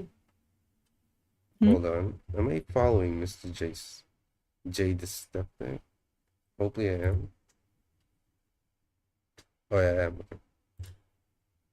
I haven't seen any of your what do you call it, your streams yet before. I'll try to make sure to catch them if possible. But yeah, anyway, I think that will be it. FF9 gameplay when? FF9 he gave me two gameplay? diamonds. Which one is FF9? Oh, it's four. That's I was like, You thank know? you. You are allowed to use my enchanting tables. I'm not But in investment any yet. case, guys, yeah, this will be the end Even of though, this stream. I do need to rest my voice, and we will have to continue next time. Yeah, it's the best one. Yeah, man, it's the best one. I'll try to believe you. I mean, the Final Fantasy Crisis Core is the only one I did finish and played to completion, and now Final 14 is the next one, apparently, which is an MMO. Mm-hmm. But in any case, guys, we will be raiding to someone. Like, let me find someone to raid. To hold your horses. Hi, DJ. I got cliffhanged. Yeah, bro, that's the whole thing with this game. It's really interesting the way they twist and turn it. Oh, holy shit. Sato is playing Monster Hunter Wilds. Let's go. Mm. First Let's time as well. go. Let's go. Let's go raid Sato. She's an amazing art streamer primarily, but she is playing Monster Hunter Wilds. So let's go and do that. Anyway, I'm gonna start the raid, guys. In any case, guys, thank you so much for those who stayed, and of course, again, thank you Owena for the tier 1 sub. Arsenal over to 20 bits. Thanks for the follow, Manha, Demonist Chip, Darkness Queen, Death Trooper.